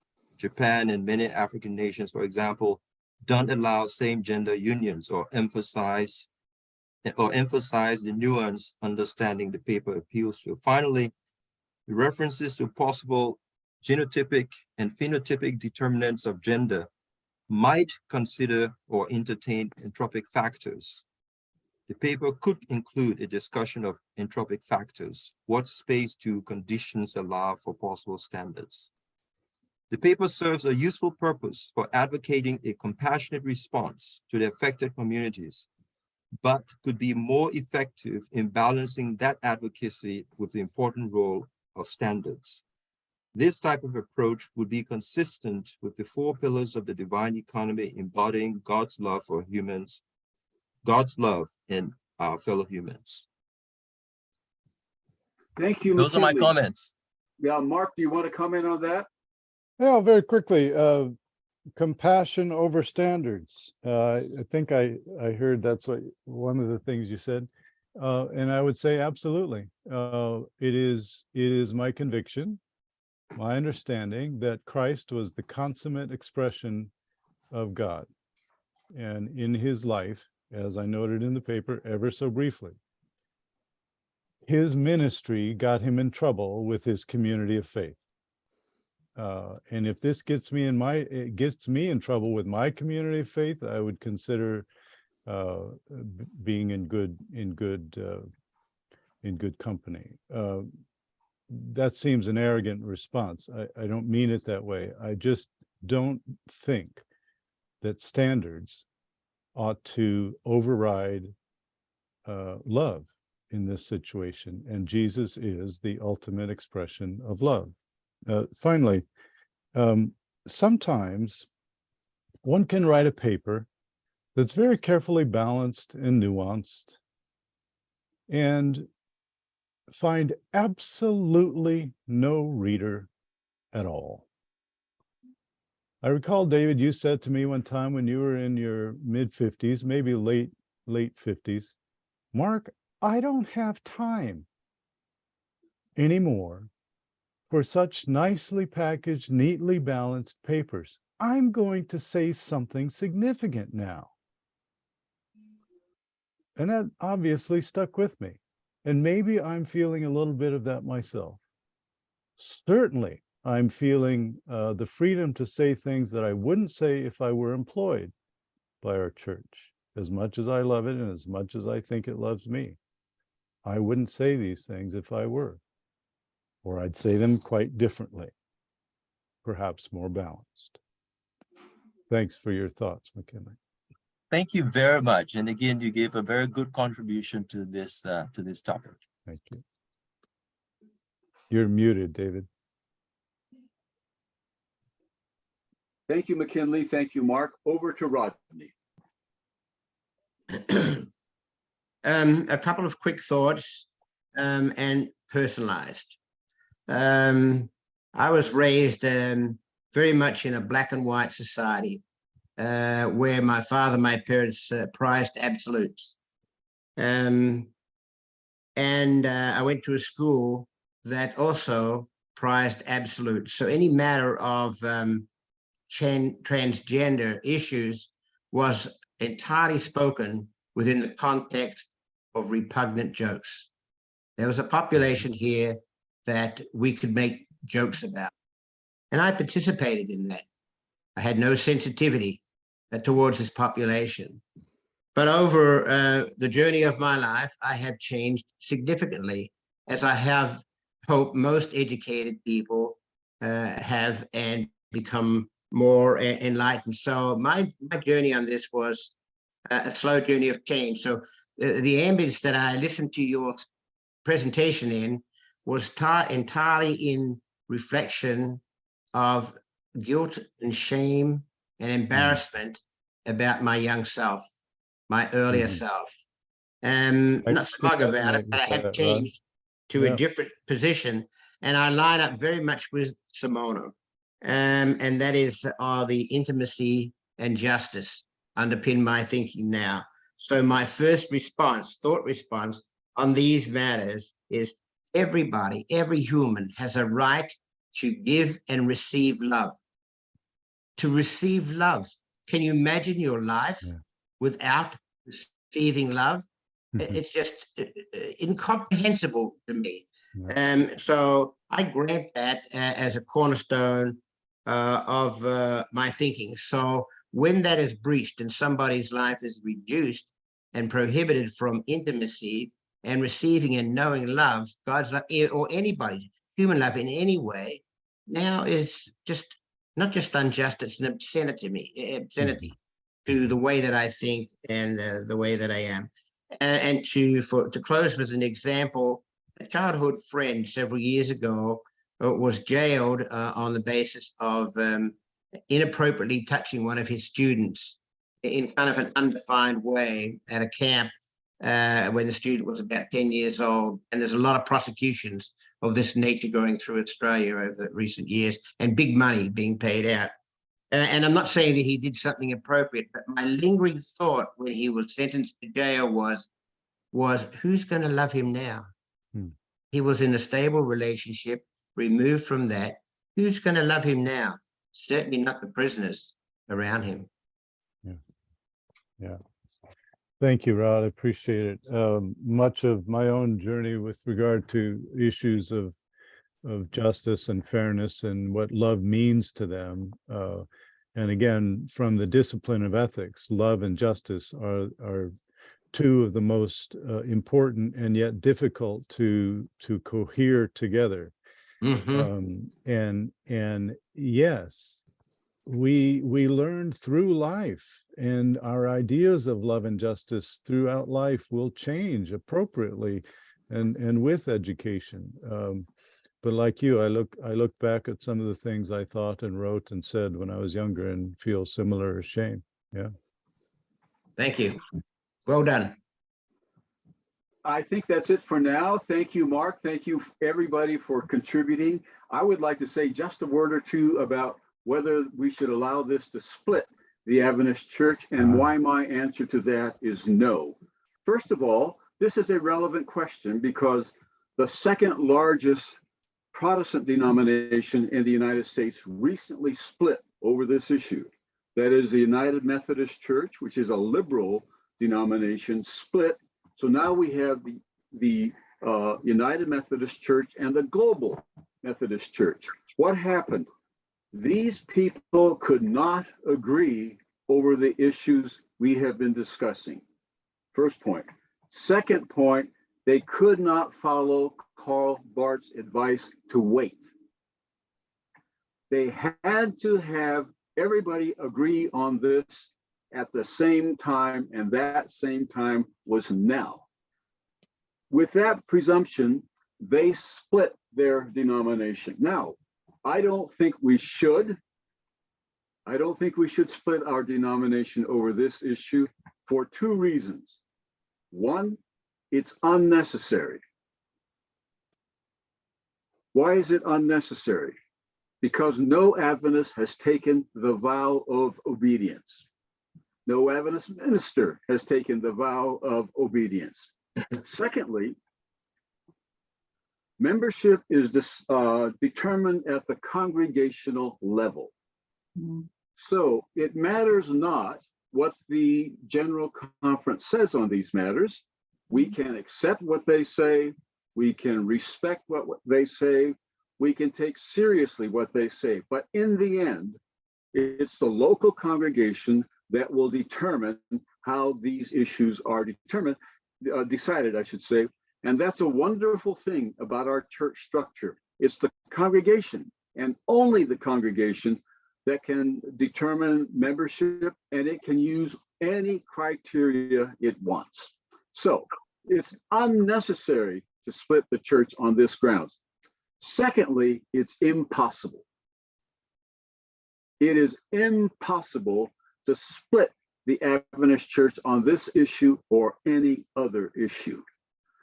You can splinter the Adventist Church, but you can't split it. There's a difference between splintering and splitting. If you have a log, you can cut it right down the middle or close to that and split it. Or you can peel off sides of it and splinter it. Adventists have been splintering from the very beginning, and they will continue splintering. They will never split. Never. Let me explain why. Local congregations do not own their property. Those Methodist churches that moved out of the United Methodist Church and joined the global United Methodist Church owned their own property, and they took that property with them. That is impossible in an Adventist situation because the local congregations do not own their property. These properties are all owned by the conference, the Union Conference, or the General Conference. So if you want to create a second rival denomination to the Adventist Church, you need to come up with billions of dollars, not millions, billions of dollars. It's not going to happen. We will continue to have splintering, but we will not have any splitting on this or any other issue. Our forefathers and foremothers were wise to arrange things the way they did to prevent a split. So a split is unnecessary. A split is impossible. Those are the two reasons. Now, for the benediction, we were supposed to have a conversation about the future of this Sabbath school following this. Time has gone on, and I need to go to a memorial service for the wife of a colleague. But let me say this. We need volunteers to moderate these discussions. That's what we need. We need someone also to coordinate things. If someone comes forth and says, I am willing to coordinate things, that doesn't mean I'm prepared to do everything, but I am willing to coordinate things, we can talk. And if you have that interest, let's talk. Otherwise, if there is no one to assume this, we will have to explore other options. One of the other options that has come up is that the Jack Provenza Legacy Sabbath School is considering making it more convenient for our members to join it. Now, that would be a possibility. So if you have an interest in being a moderator, or if you have an interest in coordinating everything, let us know and we will talk to you. Otherwise, we will conclude on March 25 with gratitude. We wanted to go a few weeks. We went for 8 years almost. We have 300 videos we can recycle on the internet. It'll take us 5 years to get through all the interviews once. So we can conclude this feeling that we have served our mission and served it well and honored Roy Branson and bring this to a close. But if you want to coordinate this, or if you want to be a moderator, let us know. Okay, here's the benediction. The Lord bless you and keep you. The Lord make his face to shine upon you and be gracious to you. The Lord make his face to shine upon you and be gracious to you. The Lord lift up his countenance upon you and give you peace. Amen. Amen. Thanks, Mark. Thank you, everybody. Thanks, We're having David. an Adventist Association of Forum meeting here at my house. We're hosting Carl Hafner and last night at the Bassum's house, Loma Linda Dental